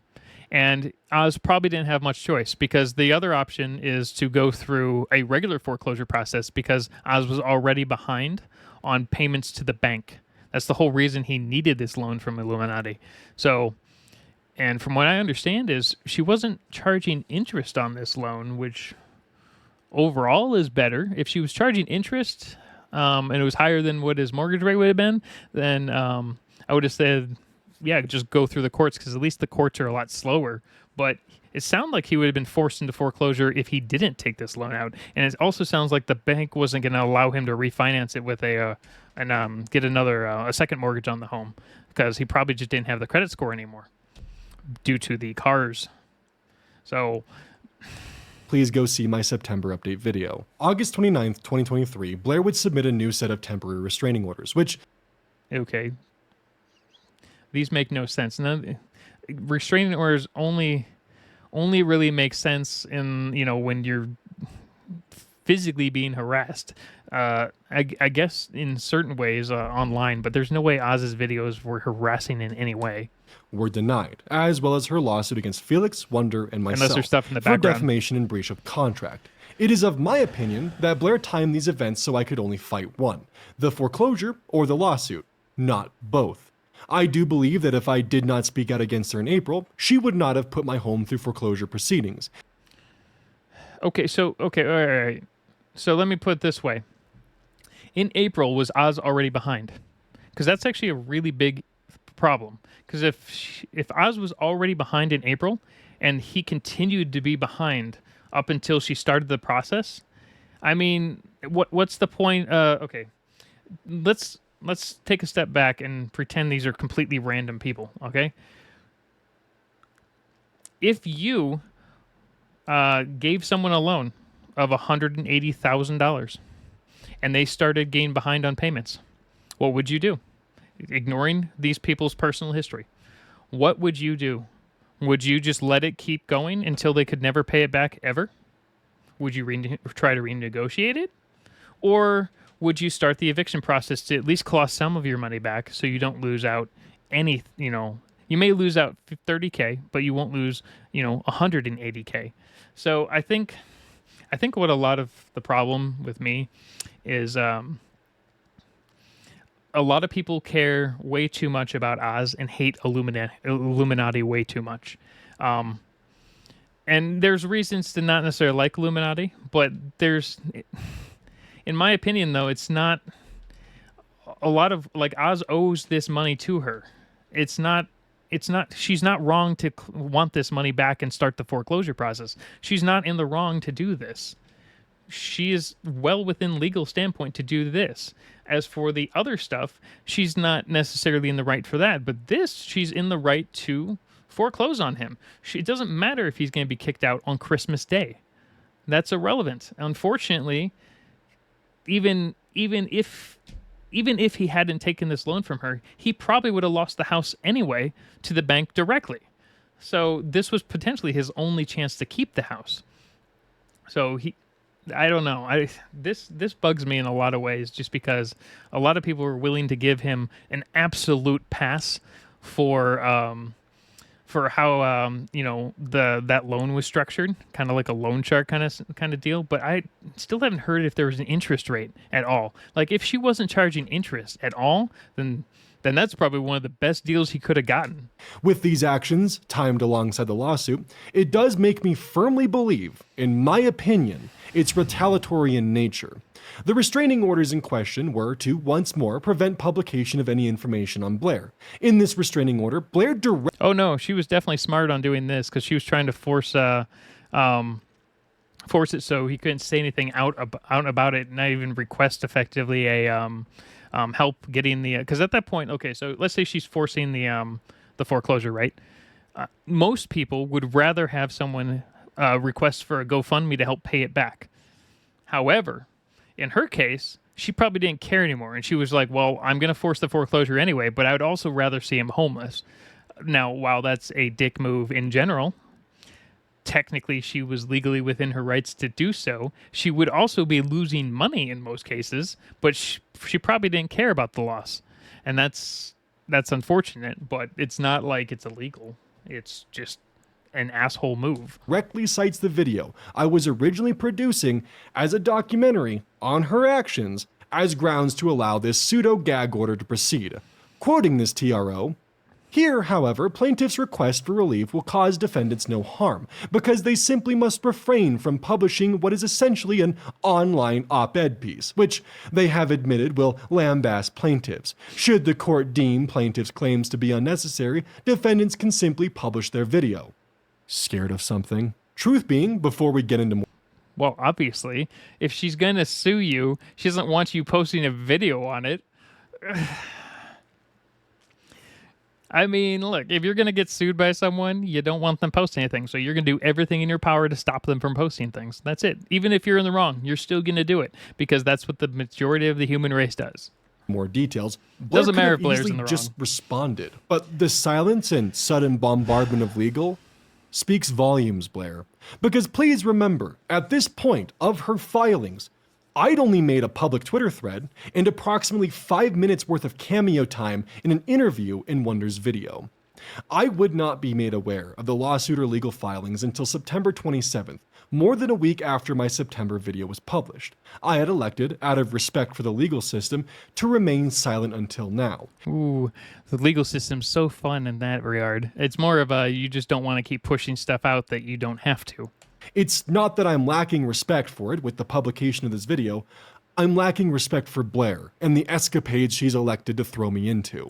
Okay, to be fair, though, she's using the legal system to its fullest and dragging out the process. That's how the legal system works, especially in the U.S. It happens like that all around the world. It is slow and expensive. And if you can drag it out, most people will. And if you can legally drag it out, most people will, especially if they're the plaintiff and they are trying to bleed money from you. It's a stupid process, but it is legal, and that's the problem. The legal proceedings have been grueling. From a Yep. mix of anxiety-laden sleepless nights to curveballs that throw off my entire day. It can be very difficult to live a normal life when every day is filled with stress and anxiety. Every email notification laced with dread. It's exhausting. And this video exists because And hundreds I'm of dollars tired. an hour. The lawsuit starts with the service in late September, roughly a week or so after my September upload, specifically September 27th. I would be in and out of calls with my lawyer, going over the facts of the matter, looking over everything I could, and providing as much evidence as possible. Unfortunately, I can't just drop a folder of evidence on the judge's desk with a solid nuh-uh and walk away. It'd be great if you could do that. Man, everything would be a lot quicker in a lot of ways, but that's where he said, she said nonsense comes in. A shame, really. The inner workings for how Yeah. the legal proceedings have gone so far are mostly publicly documented by the creators previously mentioned. If the time comes, I will explore the full timeline of the lawsuit, including Blair's attempts at settling this lawsuit, grotesquely in her favor. Oh, she's actually trying to settle? Either she's running out of money at this point, or she's just being an asshole. For all parties involved. But Allegedly. for now, I'm leaving these be. Once you make it to the outro, my reasoning will make sense. During the proceedings of this lawsuit, H-Bomber Guy would upload not one, but 2 videos Yeah, these videos were crazy. covering Blair's prior acts of plagiarism. One being a 40-minute section within a 4-hour-long, 20 million view Cave Story.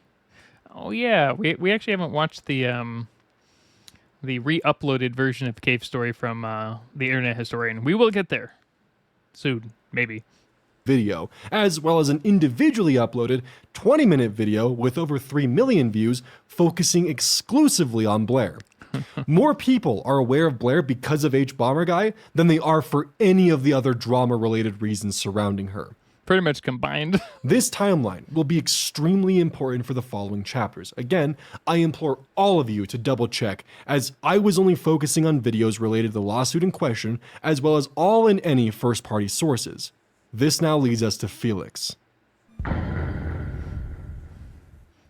Through the last 9 months, Felix and I have been wading through the murky waters of a lawsuit Blair has set forth. If you're unfamiliar with the nitty-gritty of the legal proceedings at play and still don't recognize who Felix the Kit Kat is, again, this is a former Discord moderator for Blair turned employee at Pyramid Entertainment, the leading plaintiff, in this lawsuit Blair has hoisted us into. As of the time of writing, Felix's motion to dismiss was denied, and he will Really? be proceeding through standard legal proceedings. Huh. I'm surprised he was denied. I mean, unless there's something else hidden somewhere that we're not aware of, Felix just sounds like a slam dunk denial process, but you're there, the judge is just insane. Proceedings with Blair. I will be going into the specifics of the judge's order shortly, and to firmly clarify, the judge is not connected to or well educated on the YouTube space, nor the See, that makes more sense. That makes a lot more sense on how this works, because that means the timeline for the judge isn't making any sense in her head, and she's like, well, this is just obvious. Okay, drama I which get has it. transpired. He is doing his job and acting according to the documents provided in front of him. More on this soon, as the legal system is far more complicated than an episode of Law & Order may lead you to believe. As a reminder, the Yeah, that's true. lawsuit isn't even out of the starting gate. This could turn into an exhausting fight ahead of all of us, and is far from over for those of us who are directly involved. It'll be my purpose here to present Blair's claims against Felix, the counter towards them, and why I feel these claims were created in bad faith, as well as going over why the judge Okay, I know a lot of Illuminati's claims were probably placed in bad faith, but made his Let's ruling see, the way let's he see. did, as, in my opinion, it helps to shine light into Blair's legal strategy at hand. Referring back to the timeline provided earlier, on May 2nd, 2023, YouTuber The Click, a comedy and meme channel, oh my gosh, the Click's voice is amazing. I didn't even know because I watched the Swoops video first, and man, that video did such disservice to the Click. Also, if you weren't aware, the Click has an ASMR channel, which only has a couple videos on it, but you know, just so you know. this will be an important distinction for later, produced his response to the April 20th video, Illuminati Exposed, where Blair had levied multiple allegations of misconduct against Click. Click responded to these accusations with a 30-minute response to an 8-minute chapter within Blair's video. That was a crazy video. Thoroughly, in my opinion, clearing his name. I would also like to give the information specifically in this case to Blair and her lawyers that I did not reach out to Felix, nor had contact with Felix since his departure from Pyramid Entertainment LLC until April 24th. Where Felix would initially reach out to me, as seen here. He would later reach out once again shortly after Blair's public video, where he felt that Blair had improperly retold events, as Felix was a direct witness to what had transpired with Click. Felix, of his own volition, wanted to help set the record straight on information unrelated to the operations of Pyramid Entertainment LLC. Within Click's video, the final chapter includes screenshots from a redacted individual. This individual in question. So, as far as I know, though, Felix didn't work for Pyramid LLC until after the Click nonsense, right? The original Click stuff, not the recent. Was Felix the Kit Kat. In these screenshots, Felix provides documentation of Blair offering him $200 to sift through prior Sad Milk recordings to find evidence of Click using the... Yeah, that was even worse. Just based off the fact that Felix was basically broke as crap during that time, and she was effectively like, "Hey, I'll give you your rent money, your food money for the next week. Just saying, if you do this slave labor for me." R-word. These screenshots in question are what Blair is suing for defamation, as well as breach of contract. What is not included within this lawsuit, however, is the screenshot evidence provided by Felix of Blair owning the alt account that was created to harass Click, as well as his cohorts in 2020. Take this information as you will. Blair is willing to sue over a DM showing her paying one of her, at the time, Discord moderators $200 to dig up dirt on a prior collaborator, but Blair is not suing about the disclosure of information about owning an alt account to harass other YouTubers. Take that as you will. Wow, okay. So that's a bit different. All right. Ooh. Okay, so that's actually a different angle there. I wasn't expecting. Claims against Felix the Kit Kat listed within the lawsuit are as follows. If you want the drama attached to the individual filings, you can visit Madcaster's channel where he's broken down each filing for the layman, as well as Vangelina Skov and more recently Tamimi. Up first, as claims against Felix, whose full name will be censored using orange. Defendant Felix is a former employee of plaintiffs. As a note, his employment began at or around the time of May 5th, 2021, as disclosed in the factual allegation. That should be after the whole Sad Milk nonsense. Number 18, Blair states, defendant Felix signed a confidentiality agreement on May 5th, 2021, signed the Felix agreement, which all employees are required to sign as a condition of employment. 63. Felix is in violation of this Felix agreement by turning over private messages between himself and Blair to another YouTuber, Mark Drek, to exploit in a YouTube...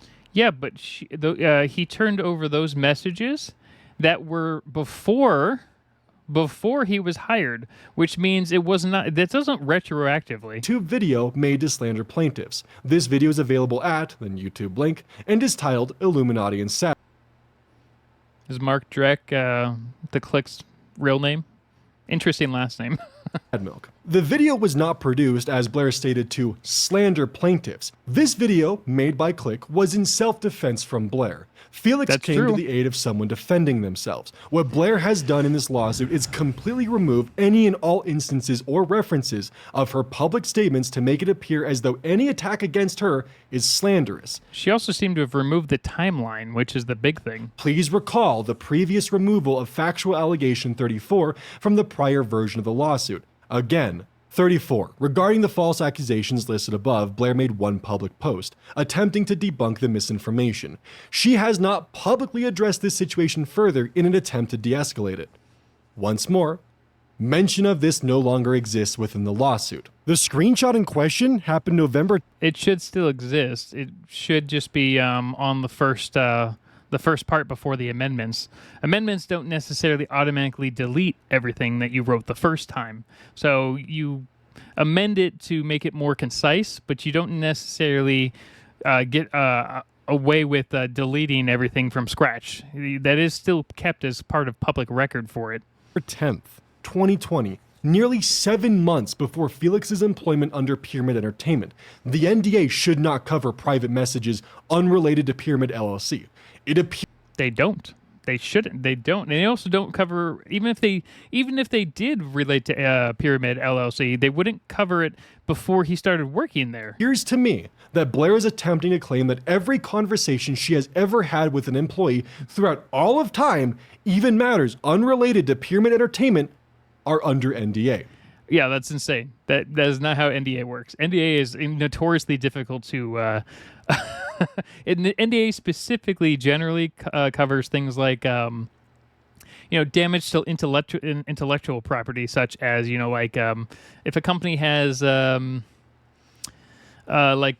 specific proprietary pick a thing, all right, and then you disclose that to another another company or country, that could be breaking NDA. But this is a YouTube channel. That's not how that works. These DMs were in specific relation to a group collaboration channel known as Sad Milk, which included the likes of Damian Lee, Flinders, Hi I'm Wonder, One Topic, The Click, Salty, and myself. Oh, there were more people in there than I thought. And of course, Blair. Sad Milk is operated as a different corporate entity with its own distinct EIN, known as Wet Sox LLC. You guys had terrible names. Just saying. Of all the things, you guys had terrible names. Which is a sibling company to Pyramid Entertainment. Both are owned by the same umbrella company that holds my debt. If any argument were to be made about this being work contributed by Felix, the actions taken were not in service to Pyramid Entertainment, but instead Wet Sox LLC. However, there was no employment contract or NDA attached to these actions in service to Wet Sox. The files in question are related to old audio recordings of Sad Milk videos, not Pyramid. It is also important to point out that these actions in question were not. Sounds like the judge is like blanketing them all together and be like, oh yeah, these seem legit. They're all part of the same company. I guess if the umbrella company overrides a lot of things. Example would be like Coca-Cola, for instance. If you like, let's say you sue the creators of vitamin water, right? Well, that's gonna in turn sue Coca-Cola. So maybe in certain ways it could be part of Pyramid LLC because it's underneath it, and in certain ways. So maybe from a legal standpoint, there's a chance that this could work like that. But it wouldn't be like stuff in the past before. So that's the thing. To my knowledge, normal company practice to specifically target employees who were low on money to dig up dirt on prior collaborators of Blair's. Then to pay said employee with a PayPal transaction. To further add, Click was contracted talent for Wet Sox LLC, as Blair herself demonstrated at 11:14 in her own video, where she briefly shows on screen the Sad Milk Entertainment contract, which she refers to as the agreement. I would also like to add that if this was official company business, there should be a documented 10. I kind of want to see at the end of this if Illuminaughtii somehow wins, okay? Just from a legal standpoint, not from a, I want to see her video. Just want to see how crazy it's going to be. Form or other specific documentation to show the payments to Felix are properly documented for specifically Pyramid Entertainment. After talking with Felix and being shown his TurboTax filing from 2020, I can confidently state neither this 1099 nor any form of company documentation exists to specify this payment. So here's the thing. Let's say Felix doesn't have the 1099. That doesn't necessarily mean that Illuminaughtii's company, the Pyramid LLC, didn't file a 1099. Because that is possible. So if she has the tax filing saying that she filed it as a contractor, just because he didn't receive a form because it was underneath the threshold being, I think the original threshold was like $500 or $600 or something like that within a year, doesn't mean she's not required to also still report that. So there's a chance that the 1099 does exist, just Felix never received it because he was below the threshold for the year. Or the other option is this is all false and made up, but it would easily be provable because her tax records would have the filing of it through the Pyramid. As being directly in service of Pyramid Entertainment. As of this time, we only have a PayPal transfer listed as video review. Mind you, there are no PayPal transfer fees attached to this amount. PayPal takes a fee for business. Okay, so yeah, so she ran this as a friends and family thing, but that doesn't necessarily mean that he still couldn't get a 1099 even running it through friends and family. That's just to bypass the fee. It doesn't actually stop your you from getting 1099s. It's an extra protection for businesses in most cases, and that's about it. Related transactions. This can range widely, but the common fee for a company transfer is 3.49%. with an additional 49 cents per transaction. This means that this transaction is most likely listed internally with PayPal as a friends and family transfer. No, I understand that, but that can still be... Okay, so... Okay, but this is all... So this was added in 2022, but this was also businesses receiving friends and family payments, not necessarily the other way around. Businesses could actually still send friends and family stuff out, not receive them. So... As before July 28th, 2022, it was possible for a business PayPal account to send money via a friends and family. Well, it should still be possible for them to send money. They just can't receive money. They can still send it out. They just can't receive it. So, yeah, that's the thing. Transfer. This transfer was made in November of 2020, nearly 2 years before this policy change occurred. Well, even with the policy change, okay, never mind. We're just going to ignore that. The policy change only stops them from receiving friends and family money, not sending it out. To me, in my opinion, based on the evidence I have in front of me, this appears to be an under-the-table task assigned to him with no documentation of how that money was categorized, with the payment being laid. It could be an under-the-table task. That's totally possible. But if Illuminaughtii has a 1099 somewhere, then it was obviously recorded as an actual business transaction. And apparently neither of these people, neither Oz or Felix, have the 1099. Whereas Felix should have gotten a 1099, but because there's that little minimum requirement, 1099s aren't always sent out. Sometimes they're just automatically filed. An example for me would be like my Robinhood account. I've actually not done enough within a year, and they still sent a 1099, but they never gave me an additional 1099 because I was way underneath the threshold. And then every year after that, I was above the threshold. Label within PayPal as friends and family, similar to paying your neighbor's kid to mow the lawn. And on top of that, the assignment was specifically in service to Wet Sox, not Pyramid Entertainment LLC. Well, that's the thing. Wet Sox, because it's underneath Pyramid and then as a whole, it could still be affected by Pyramid. Pyramid could still affect it, just like Coca-Cola could affect Vitamin Water's thing. And Vitamin Water is not exactly the best excuse because Vitamin Water is a full subsidiary now of Coca-Cola, whereas before they were actually a separate company underneath Coca-Cola. But that's been like 10 years since that was true. So, but you can still be underneath the umbrella of the main company and still have a problem. And specifically involved prior contractors, click, of Wet Sox LLC, not Pyramid Entertainment. In my eyes, I see this as Blair retroactively changing the events of 2020 to fit her narrative within the law. I'm not arguing that she didn't change the timeline to fit that argument, but it's still a little complicated because of how the LLCs worked and and I don't quite know if this is true. At least usually the umbrella company has final say over a lot of stuff. Lawsuit. The simple truth is, this conversation was held November of 2020, and he was hired May of 2021. Blair is trying to claim that these were company communications. Yeah, that's wrong. There's no way that's right.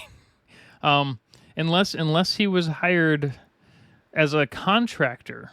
Ooh, that could be a problem. If Felix was hired as a contractor prior, like in 2020, and not as like a manager of Pyramid, for instance. Let's say he was a contractor for for Wet Sox LLC. Okay, that technically would still make him a pyramid underneath underneath the umbrella of Pyramid.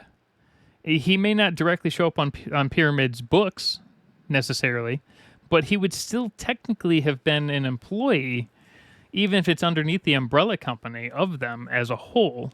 And that would be if he was an independent contractor at that point. So there's a chance Illuminati had him classified in her system anytime she paid him as an independent contractor, which is why she might have a 1099 through Wet Sox on him.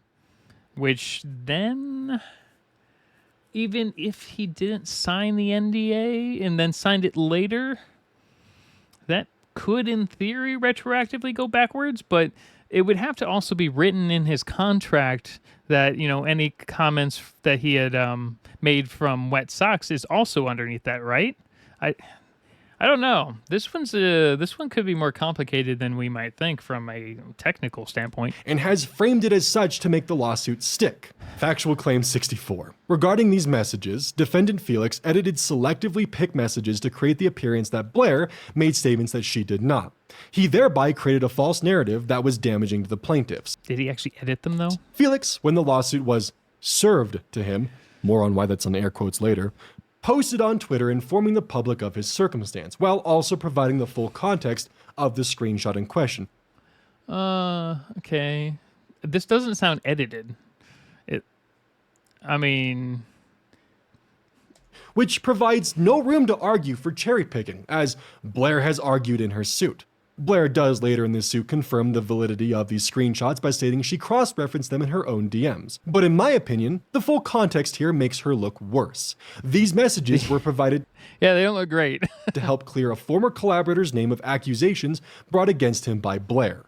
Here's the full context for those DMs. Blair sending a message at 11/10/2020, 8:57 p.m. Hey, are you still short on rent?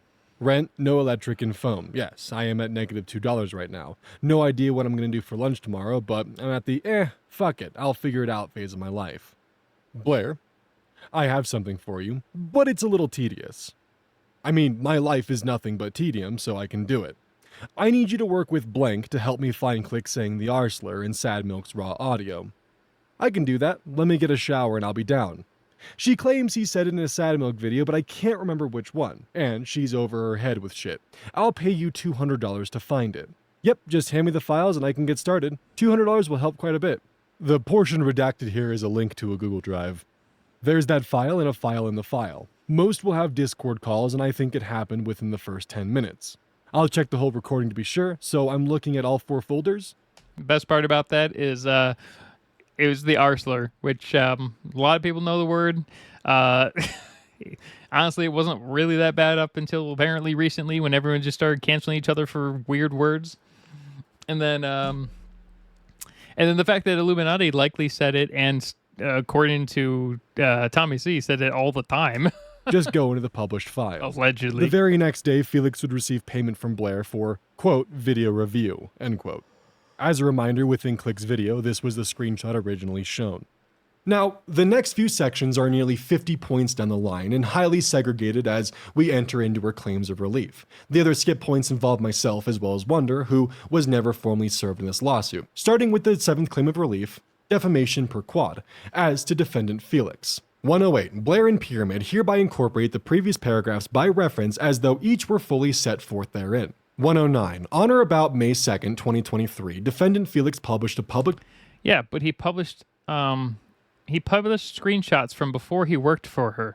The only problem this will be is if he was working for her as an independent contractor underneath Wet Sox LLC, which is underneath Pyramid, because then it, in theory, could still apply. Twitter X post from one of his Twitter X accounts, @FelixTheKitKat. Now, I believe this is a clerical error, as Felix did not tweet on any of the days surrounding May 2nd. I believe Blair is referring to this tweet in question, made November 23rd of 2023. 110. This statement implies... Yeah, it's probably an error. Implies that Blair committed the tort of abuse of process, alleging A, an ulterior motive for the use of a judicial proceeding to retaliate for defendant Felix's post-employment actions, B, the willful use of legal proceedings in an improper matter, trying to force a default judgment without properly serving defendant Felix. C, damages, an impending default judgment against defendant Felix. 111. These statements are false, and defendant Felix made the statement with negligent disregard for its falsity. Process server, redacted, signed a declaration that she served defendant Felix on September 26, 2023, at his place of abode, handing the required legal documents to an individual matching defendant Felix's physical description. Felix was never... Oh, right. There was something around this. Someone lied about actually handing Felix stuff because he wasn't even living at this house, right? Never directly handed papers. Instead, the papers were delivered by mail to an address he lives 2 hours away from. Okay. I mean, so here's the thing. That wouldn't necessarily stop this from going through. This would basically get that process server fired. And then it's possible that okay. At a claimed time while he was just getting off of work, 2 hours away from the stated address. The papers were never formally handed to Felix. Felix's sister found an envelope in the mail with regular U.S. postage labeled to Felix on or around October. If he never would have answered that, he probably would have been able to countersue. If he would have basically said, "Oh, I never received any of this stuff," then maybe he could have gotten away with it. But it's hard to say because of kind of how cameras work and everything now. Yeah, I don't know. Because he wasn't physically handed it, it's a little sketch on how that would have worked. Now the problem is he actually did acknowledge he got it, so technically, I guess that still qualifies as receiving it, right? 6th. This directly opposes the processor's claim of directly handing it to Felix. Yeah, that's true. But unfortunately, that doesn't give Felix the right to dismiss the lawsuit based off of a processor screwing up. That just means the processor gets fired. What I find interesting is that this appeared in a mailbox with postage and was within a standard mailing period from September 26th. Yet, there are claims of this being handed directly to Felix. These papers would have been delivered. That's not necessarily Blair's fault, though. That's just, unless Blair lied and she's the one who delivered it to Felix, I guess. But I mean that would be on the process server side, and that doesn't necessarily mean that if the process server fails to do it correctly, that you can just throw the entire lawsuit out. So that's a little. I mean, yeah, it's suspect in a lot of ways, but it's not necessarily a grounds for termination of a lawsuit. To Felix's stepfather's home within the official legal filing September 27th, 2023 at 6:40 p.m. This address is not his usual place of abode, which is even distinguished, despite the redactions I've made, by not being the address given for Felix in the very lawsuit Blair filed. Okay, so the question here, though, is it an address that Felix ever was living at? So maybe it was given to someone there, and they're like, "Oh yeah, I'll accept it for him," and then I'll just mail it off to him after. At the time of delivery, Felix would need to drive nearly 150 miles an hour directly after his shift at work to be at said address in time to receive the papers from said processor. While it's not much, Felix has provided me with screenshots of him speaking with his girlfriend about arriving home at 7 p.m. after work. To reiterate, Felix was never formally given papers, despite what the processor claims. Instead, they were mailed to his stepfather, and a proof of service filing was made. The argument of us theorizing that Blair was trying to get a default judgment against Felix comes from the fact that after the service attempt, nearly every day afterwards, Felix would check in with the Colorado courts for an official proof of service to be filed, so he could begin his legal battle. However, proof of service was not filed until after the time required for Felix to respond. When papers are served, a response is due within 21 days. That's correct, yes. Okay, so the question here is, I can't remember if you're legally allowed to do the serve. most people have a process server do it, but I want to check something because something's in the back of my mind. I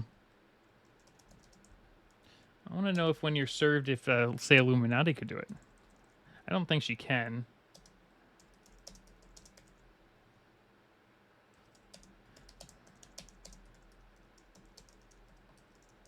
Let's find out though. I want to check something.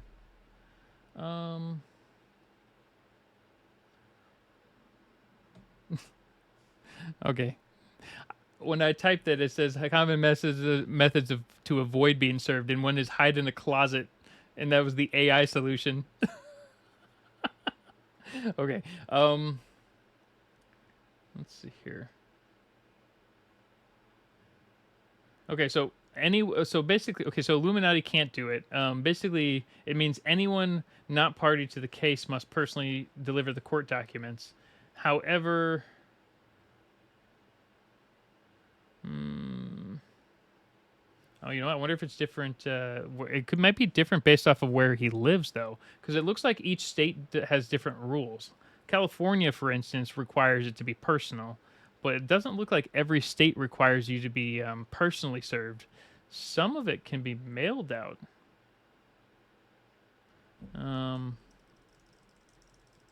Let's see if mailed works. You can only serve by mail. Okay, so basically, you can serve by mail in almost every state, but the defendant would have to acknowledge a note, have him sign an acknowledgement of receipt. So, I don't know. That might be more complicated based off of where Felix lives. There's a chance that you can just mail it to him. Although generally it has to be, it looks like someone that's not connected to the case at all. Now, the process server could have lied and just said it was done. And then at that point, though, Felix would have to sue the process server and not necessarily Illuminati. So that would be, dual lawsuits and whatnot. But because that's the thing. Because if the process server is just lying, then that's a whole different problem. 35 days for out-of-state parties within Colorado after service. So this would have been either October 31st or November 1st, depending on if the day of service counts towards the allotted time. Proof of service was not filed with the courts until November 17th. Okay. So this is definitely process server problems, but it also sounds like there's a lot of other problems going on in the court system itself. More than 2 weeks after, meaning that Felix would have defaulted. Even my lawyer was caught off guard by these actions. Plaintiff's attorneys filed a proof of service on Felix today. The service was back in September. Not sure why they're just filing the proof today. Felix's answer should have been filed by the end of October. Yeah, there's something wrong here, and this sounds like the court just doesn't give a shit. Okay, so, yeah, I don't know. I have no idea what the hell happened here. October based on the service date. Allegation 112. Defendant Felix's statement caused special damages as evident by the fact that plaintiff's revenue from videos dropped by more than 95% after defendant's tweet/X was published, from $74,646 in the period of November 23rd, 2022, December 23rd, 2022. So she was making $75,000 a month in ad revenue? Dang. I want that. Just pay me 1 month. I'd be happy. Jeez. That wouldn't be... There's no way Felix's statement caused her to lose that much money in the same period. And you can't necessarily prove you're going to be as, profitable one day to the next on YouTube. That's not really how YouTube works. I mean, certain days whenever I post Illuminati stuff, I'll make like $7 a day. Other days when I post, regular stuff, I'll make 42 cents a day because people get tired of yelling at me about my Illuminati stuff. That doesn't make sense. This filing makes no sense. There's no way you could prove that this one statement caused a $72,000 reduction in payment. And even then, $2,700 for YouTube would be a lot for a lot of people. to $2,751.72 during that same period a year later. Blair is listing a drop of revenue from a specific date period and ignoring the fact that her revenue had begun to decline far before then. Oh yeah, absolutely. It had started losing out basically at the legal point, right? The official date, April 20th, 2023, is when we can see the first damage being done to her subscriber count. This is also the day she levied accusations against Legal Eagle. And then, of course, following her... To be fair, subscriber counts don't necessarily have a direct correlation to how much you're actually going to get paid for that month. A lot of viewers don't actually ever subscribe. Upload of the Illuminati exposed video, the viewership damage is fairly evident, especially in the following weeks where she saw a rapid decline. I find it to be personally dishonest to claim that Felix's GoFundMe tweet was responsible for the drop in revenue reported, as there had been a long-standing consistent drop of revenue for each month prior. Yeah, there's no way she's going to win that, right? Not to mention, of course, in that date range, this includes the H-Bomber Guy videos, which had a collective 23 million views between the... Yeah, those two videos were leaps and bounds above everyone else combined and then doubled. Two of them. 113. Blair suffered non-economic and special damages, as explained in paragraph 112 of the complaint, as a result of defendant Felix's publications in an amount to be proven at trial. I can only assume this is her talking about the general backlash and emotional turmoil this situation has thrown her into. Again, as I'm sure I'll be saying this thousands of times, if you send threats of any kind towards Blair, you're worse than her. Again, the damages Blair is suffering is of her own. Yeah, but you must not realize, though, Oz, and I'm just going to say this again, the average YouTuber who's in the comments section, who's an anonymous person, does not care if they're worse than Blair. It doesn't matter to them. That's not what they care about. Doing. The only reason any of us are in this position is because of the actions Blair initially took on April 20th, 2023. Eighth claim for relief. Defamation per quad as to defendant Felix. 114. Blair and Pyramid hereby incorporate the previous paragraphs by reference as though they were fully set forth therein. 115. On or about May 2nd, 2023, Mark Deck posted to his public YouTube account, The Click, a video titled Illuminaughtii. I couldn't tell if that was actually the Click's name. And Sad Milk, which contains screenshots from defendant Oz and Felix, intended for publication by Deck, available at YouTube link and timestamp. I also just want to add that Click's name is public. 116. The Illuminaughtii and Sad Milk video displayed a redacted screenshot of a Discord conversation.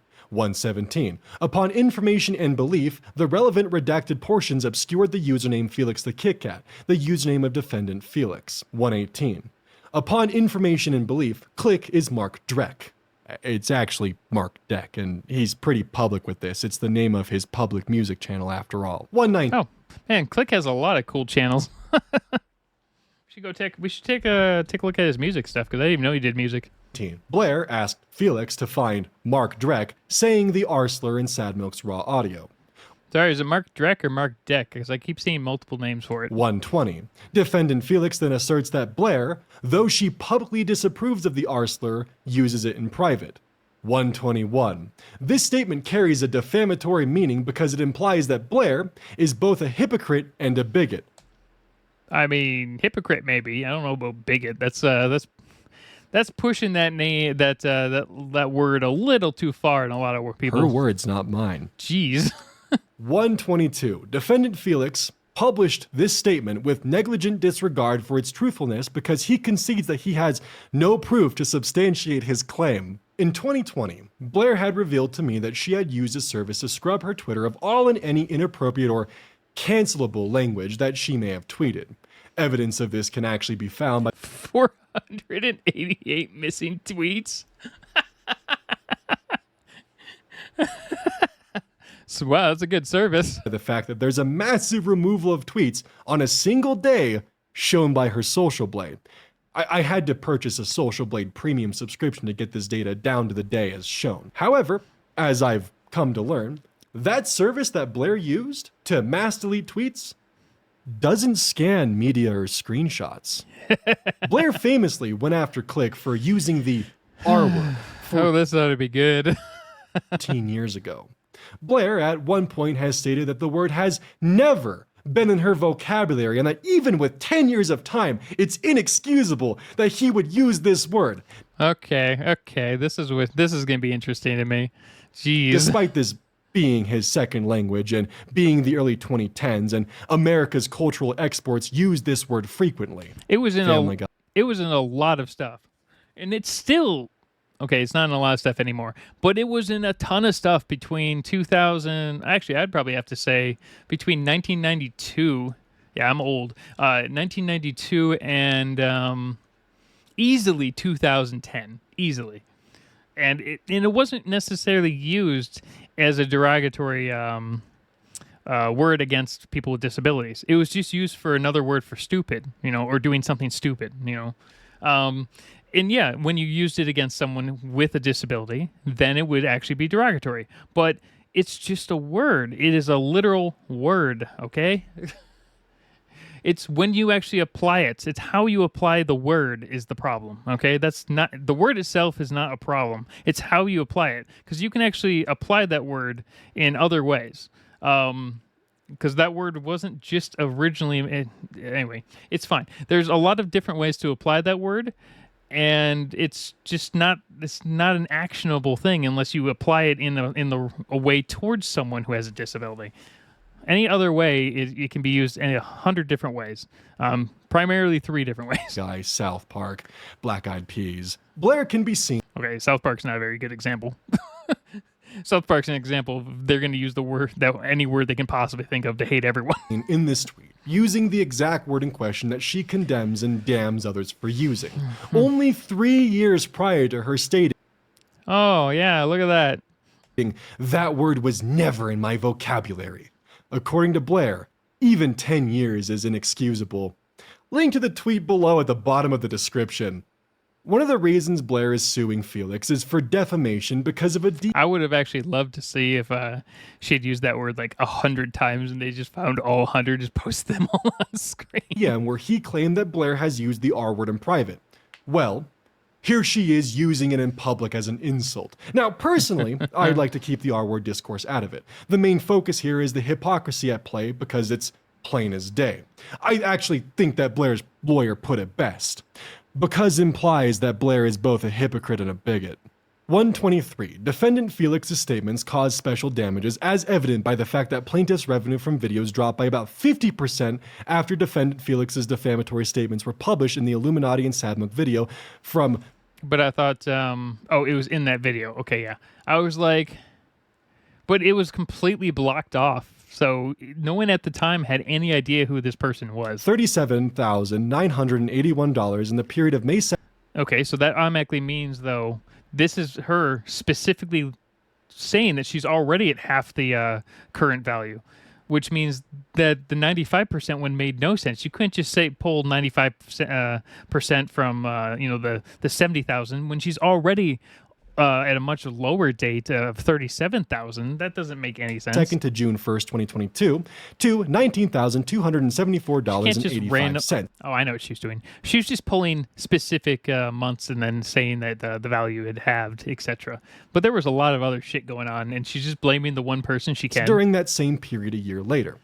124. Blair suffered non-economic and special damages, as explained in paragraph 123 of the complaint, as a result of defendant Felix's publications in an amount to be proved at trial. The economic damages in question, again, are not solely caused by Felix providing those screenshots. Blair is seemingly electing to avoid mentioning that at this time. Yes, because apparently your subscribers don't have wills of their own. There are far more factors at play. Thankfully, the timeline provided earlier helps cleanly spell this out for any parties watching who are unfamiliar. The only way that I can read Blair's current filings, in my view, is that Blair appears to be purposefully misleading the judge to try and paint the situation of her being unjustly attacked for no reason, and excluding any mention that she was in fact the initial aggressor. This will be interesting to see, because I don't know what's up with this judge, but if this judge is like 70, they're not going to know anything about the internet, nor will they care. Me to the present where we are now. After Felix submitting a motion to dismiss, which argues that the lawsuit should be essentially tossed, the judge ruled in Blair's favor for the lawsuit to continue. Matt Katster has some great videos diving into this and going over each party's arguments. I don't think we have the time to sit down and go through the nearly 20 plus pages of documents arguing case law in relation to this suit just for Felix. I will point out though, from what I could see, Felix's lawyer took the route of trying to argue the claims itself and the legal standing, as I'm unsure if at this phase of the suit if facts can be presented in argumentation of a case's legitimacy, as both defendant parties, mine included, have forgone including the nitty-gritty facts of the matter and instead focused on tackling the claims on their merit to stand on their own and utilizing case law on the matter to challenge the arguments at play. However, it seems that Blair was able to eke out a temporary victory with her presentation of the claims. First and foremost, the judge is following procedure as his duties describe according to Colorado law, which outlines that plaintiffs be given, in my opinion for this specific case in question, an unreasonable amount of benefit of the doubt. Even if Blair has a fraction of a percent of a chance for her claims to prevail, the courts must hear them out beyond a motion to dismiss. Yeah, I mean, that's true. And that's why a lot of people end up settling. This is my understanding of the law that the judge has put as his reasoning, which, while frustrating, I understand. Yep. This is not the judge blatantly siding with Blair. This is him doing his job. Okay, well, at least the reasoning was sane. As quoting, dismissing a complaint only if it appeared beyond a doubt that the plaintiff could prove no set of facts that would entitle him or her to relief, the trial court still accepts all allegations in the complaint as true and views them in the light most favorable to the plaintiff. However, facts pleaded as legal conclusions, i.e. boilerplate or conclusory allegations, such as those that merely repeat the statutory language, are no longer entitled to the presumption that they are true. They must be supported by specific factual allegations sufficient to raise the right to relief above the speculative level. Simply asserting a legal conclusion, bereft of any supporting factual allegations, does not state a plausible claim for relief. Viewing the amended complaint in the light most favorable to the plaintiff, the court accepts that the portion of the YouTube video referenced in paragraph 63 and 64 of the complaint is the same as the one displayed via screenshots in paragraph 116 to 20, which has the same link. It shows Blair instructing her employee, Felix, to help me find Click, a former employee and now competing YouTuber, saying the R slur in Sad Milk's raw audio, and offering to pay him $200 to find it. Sad Milk is a YouTube channel created and managed by plaintiff Pyramid AMC Para 10. See, that's the thing. If Pyramid actually is managing that channel, then and Felix was a contractor, I don't know if the NDA would be retroactive backwards. It might be. So, as we've discussed in a quick rundown, Felix was not an employee at the time. The work was not done for Pyramid. The income provided was But no, he was working for Wet Sox LLC, which is underneath Pyramid, which means he works for Pyramid. It's like me saying I work for, I don't know. Pick any random thing, and then being like, well, I don't actually work for that group. I work for the company underneath that. But the reality is, I'd still actually work for the main company. I just work underneath a different portion of it. A gift. The work was done for a separate LLC entirely, But it was linked to Pyramid. she so chooses to argue that line of thought. Click was also never an employee. If he was, why isn't he being sued? Because he's in another country and suing people across the water is much more difficult and much more expensive. It'd be easier for her to sue you guys first who live nearby, get money from you and bleed you dry, then go sue out of the country. I'm going to show an excerpt from the second claim of relief, which mostly pertains to myself, which is why it isn't fully delved into earlier. However, it reads as follows. 73. Upon information and belief, defendant is in breach of these arguments by sharing screenshots of company communications with defendant Oz, intending that he used the screenshots as part of a campaign to damage plaintiff's reputation as stated above in paragraph 63, Illuminaughtii and Sad Milk at 2413. Defendant Felix has further established. The other thing is a lot of countries will require, at least when it comes to international lawsuits, it requires the loser to automatically pay back the winner, which is why Carl is basically forcing this to trial because he will, if he wins, which is likely, if he wins, it will force Billy to pay him back all his, not all, a good chunk of his legal defense, whereas a lot of the U.S. doesn't have that rule. You can just bleed people dry. That's it. His intent to That's post the only additional reason. content which will harm plaintiffs in a devastating manner. Blair within this lawsuit is specifically painting these communications as being directly related to company communications, when they were not. I also did not organize a defamation campaign against Blair. she threw the mud first. The judge continues. Again, viewing the amended complaint in the light most favorable to the plaintiff, these allegations arguably state plausible claims for breach of both the NDA and the Felix agreement. Yeah, I mean, it's possible if she has a 1099 for him. They arguably state a plausible claim for breach of the NDA in that they plausibly allege that Felix, without permission, shared with a third party Pyramid information about company operations, as well as information regarding an individual's involvement in Pyramid operations. They likewise arguably state a plausible claim for breach of the Felix agreement. They allege that Felix, without permission, shared with a third party confidential information for the benefit of a third party. The confidential information disclosed is not, as Felix's counsel suggests, that Blair uses the R slur in private. That would be a private matter rather than the company business. Rather, the potentially actionable conduct by Felix was his disclosure of internal company messages and operations, namely that Blair is instructing her employee to find potentially damaging information about a competing YouTuber. Click. That the information about internal company messages and operations was allegedly disclosed through co-defendant and fellow employee Oz. To click for use against Pyramid and Blair. I would like to reaffirm that Blair did state in points 120 and 121 that she uses it in private is a defamatory claim. It is my assumption that because of how much information is thrown around in the complaints, whether purposely or accidentally, has led to it being harder for all parties to follow her cattywampus. I don't know. See, that's the thing here. My big thing is whether or not Wet Sox LLC is connected to Pyramid or not. Because then this makes this a lot more complicated. His timeline of misery. Felix's lawyer, with everything else to argue, and from what I could see, did not assert Felix was not involved with Pyramid at this time. This is not a knock against Felix's counsel, only an observation to help explain more factors which would have left the judge to provide his ruling. Also, again, Felix provided evidence to counter a, in my opinion, false narrative Blair was spreading about a prior colleague. Felix reached out to me. Felix was slated for an interview in my original video, and I can only assume Blair pieced this together and would be paranoid about the information he had to tell, leading him to be directly included to the lawsuit as an attempt to muzzle him in what he had to say. This is a personal theory of mine that I have come to due to the facts that are in front of me.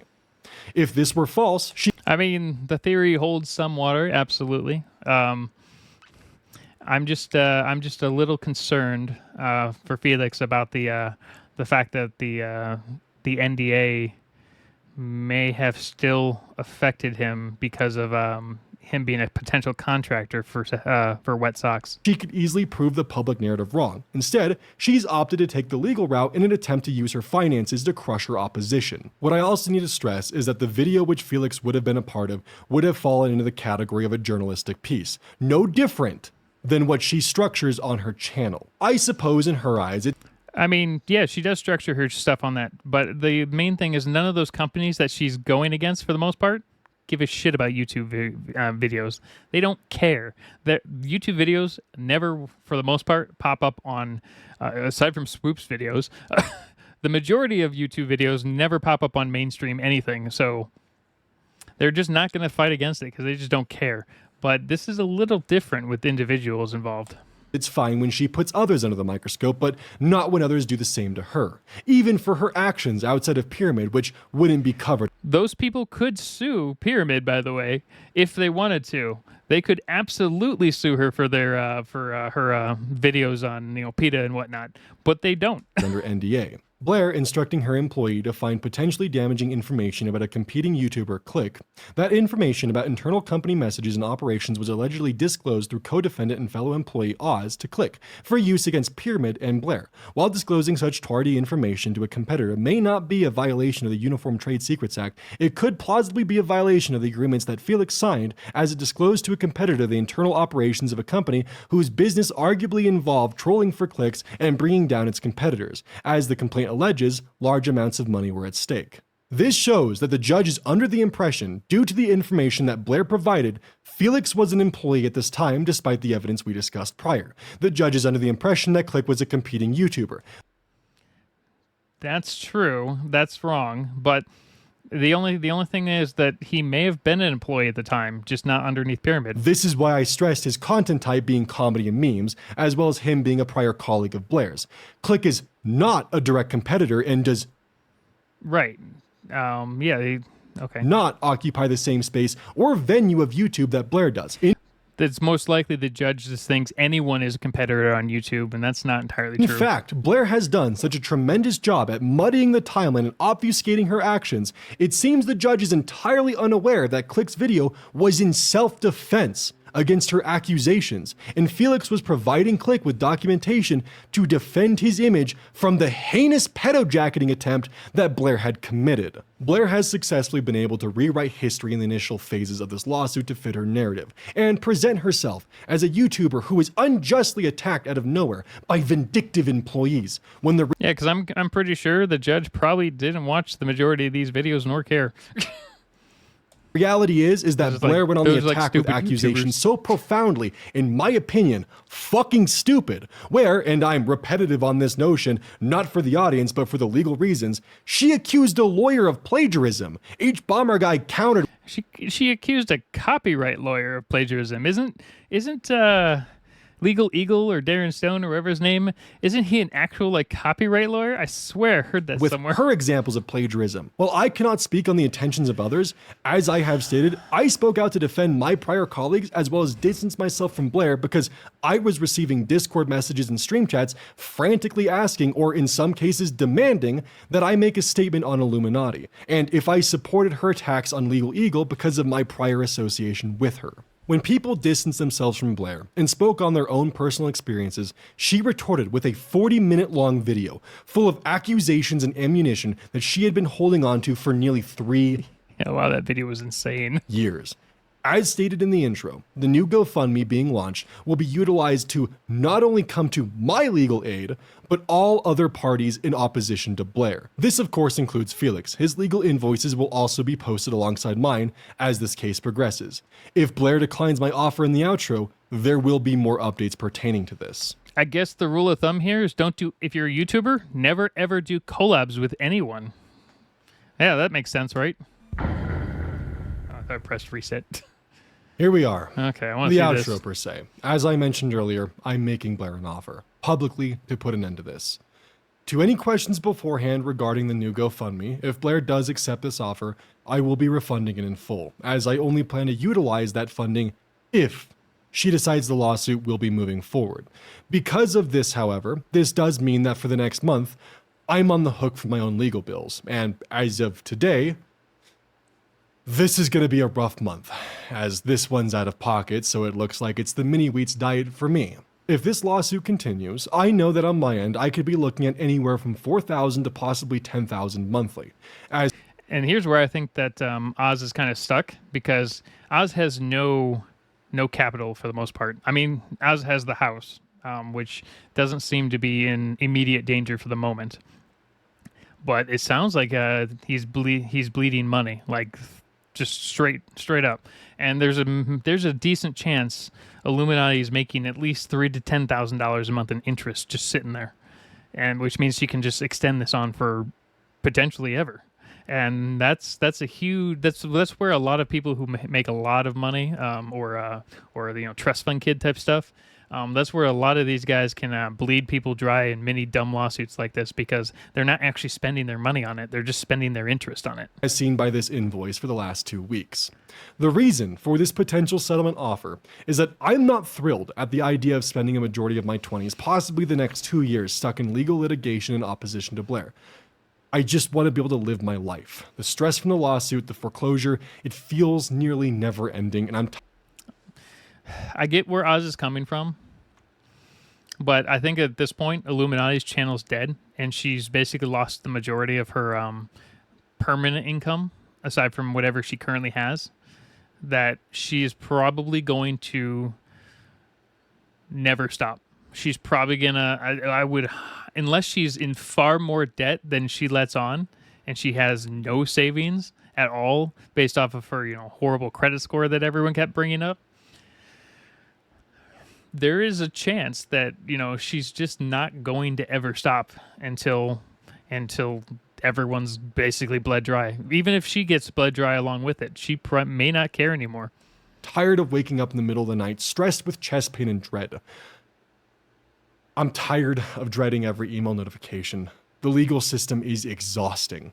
But While the legal and foreclosure stress have been very present and constant in my life, even with the foreclosure ending in December, it's not the only reason I'm considering this potential settlement agreement.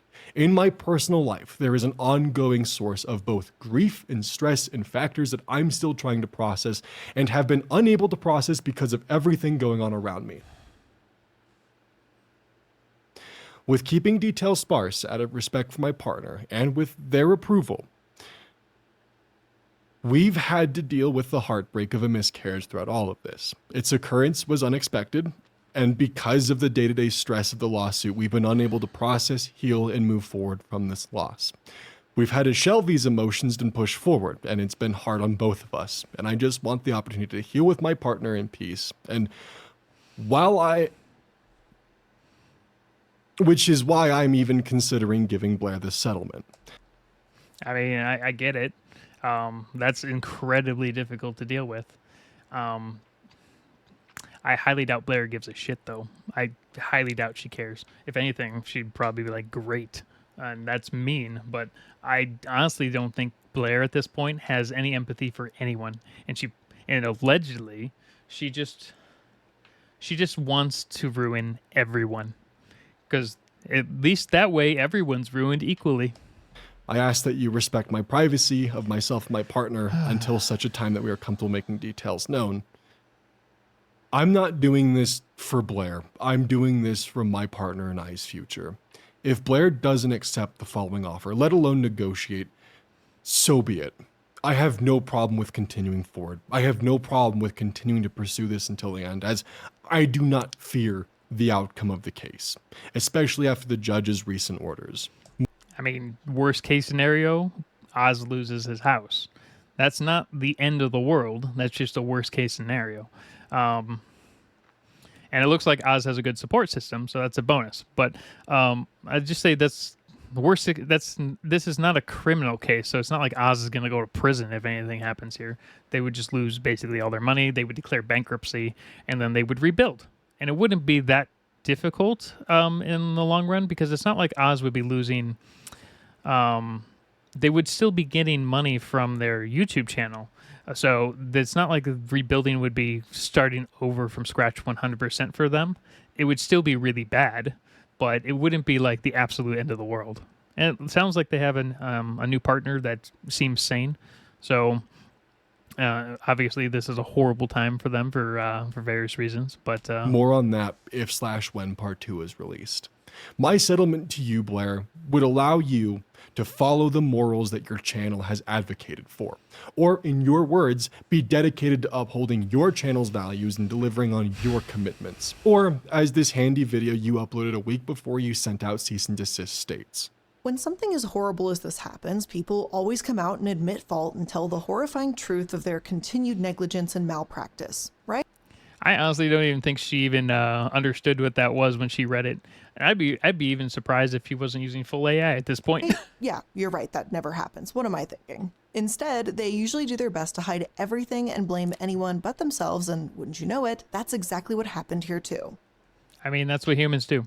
That's for everyone, by the way. That's not just Blair or Hard Rock Hotel or whoever the heck is out there. That everyone does that. And a lot of people will like to claim the high ground on, in the comment sections or whatever. But the reality is, if it was you, most people will do everything in their power, even if it's underhanded, to come out on top. Most people will never acknowledge any of their wrongdoing. They just don't, and they'll find 100,000 ways to justify it, and they just don't care. My settlement offer is for you to drop the lawsuit, for all parties involved. Even Wonder, with prejudice. I won't file counterclaims and would no longer be required to upload the second part to this video. And what do you get?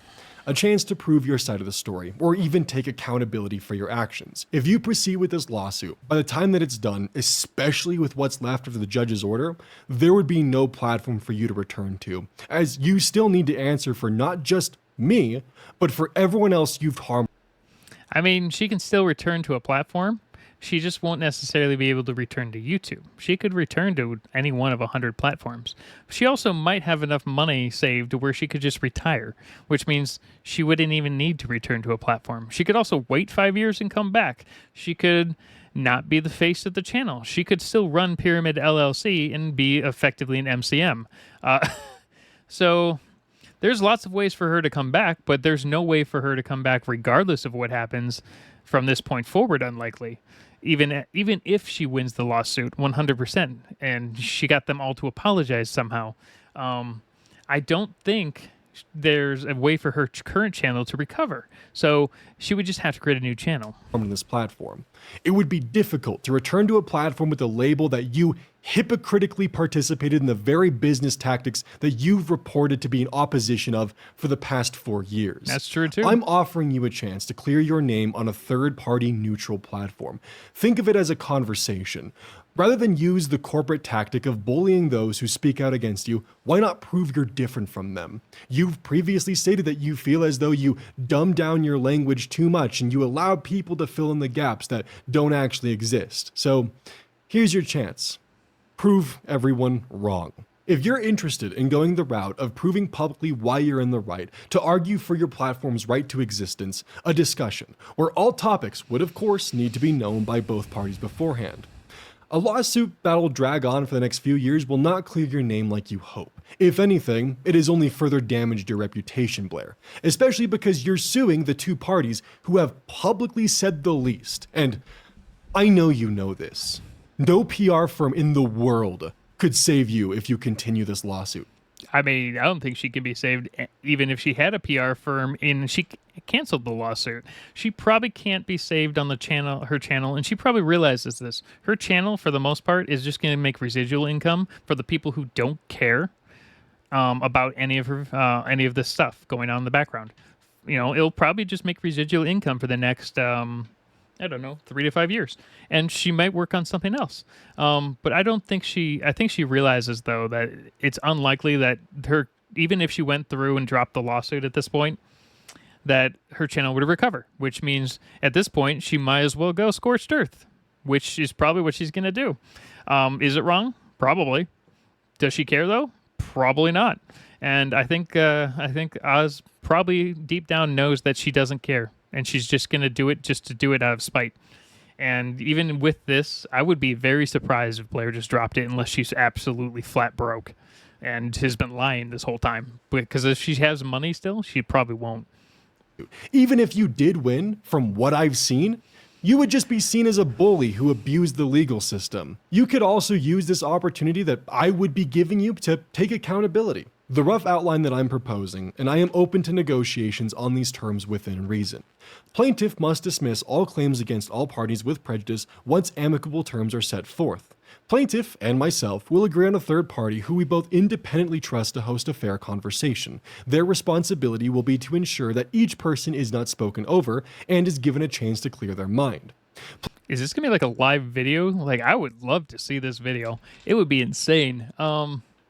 I don't think she's going to do it, though, because she has more to lose by doing this than to gain. She has more to gain by just crushing these guys, just because, and not from a monetary standpoint. In her case, it would just be from a satisfaction standpoint.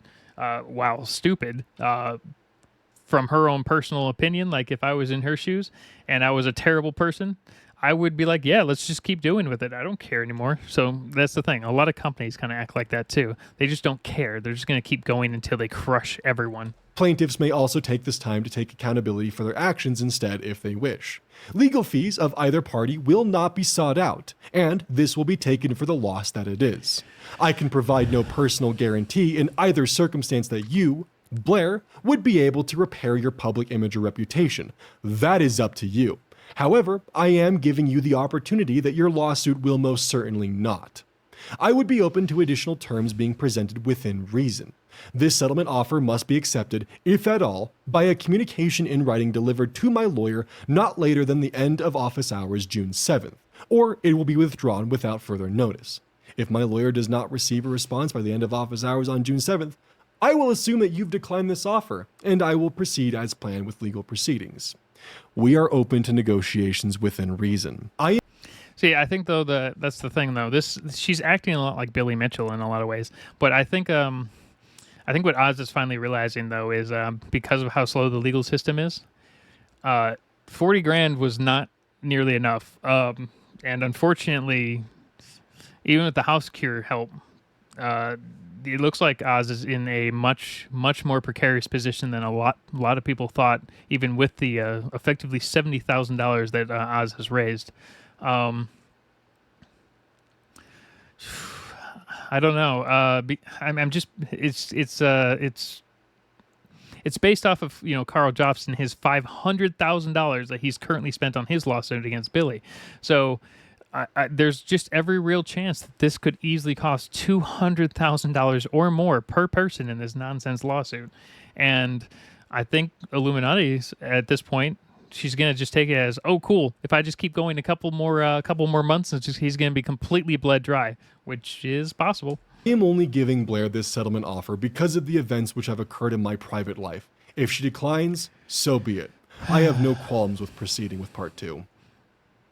I honestly think she'll probably decline, just based off of the fact that he's probably going to have some really tough months. Now, it sounds like he has extra help with his partner, which is a bonus, but that's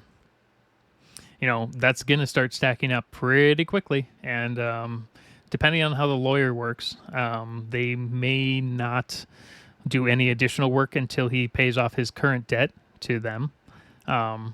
Or they'll hold off until after, and he'll have to pay them back over the course of like 10 years or so over actual payments. Hard to say. It's going to be very interesting for the future of this. Yeah, I don't know. I just don't think Blair's going to do it. I just, it doesn't make sense as to why she would. It just makes more sense as to her just after doing all this to drag it out as far as possible and basically make it so Oz gets so far under the ground that he has to force a foreclosure on the house again. That's the only logical thing from if I was a psychopath in Illuminati that I would do. I would be like, well, I'm just gonna keep doing this because I know Oz is gonna run out of money, and then I can force the house foreclosure and get some of my money back from that. And that's probably what she's aiming for. As for Felix, the only thing that bugs me about that one is if he was an independent contractor working for Pyramid LLC before that, and he might be in trouble for that. I don't know how much she could actively take from him for that, because this isn't a criminal case, so she can't say. I mean, she can't there's no way she's gonna win $500,000 from him. But yeah, I don't know. It's a bit more complicated, especially with some of the LLC stuff, knowing that they were combined together underneath an umbrella company. Anyway, it was an interesting video. Yeah, let me know if there's any other videos. And once again, I don't do deep dives. All right, I know I'm missing a lot of information. You give me a video in the comment section down below, and I'll go react to that video. Okay, I will in most cases. But I just don't do deep dives. My reaction is based off the video I see in front of me. So that's what you guys got to keep in mind with my videos. All right, have a good day.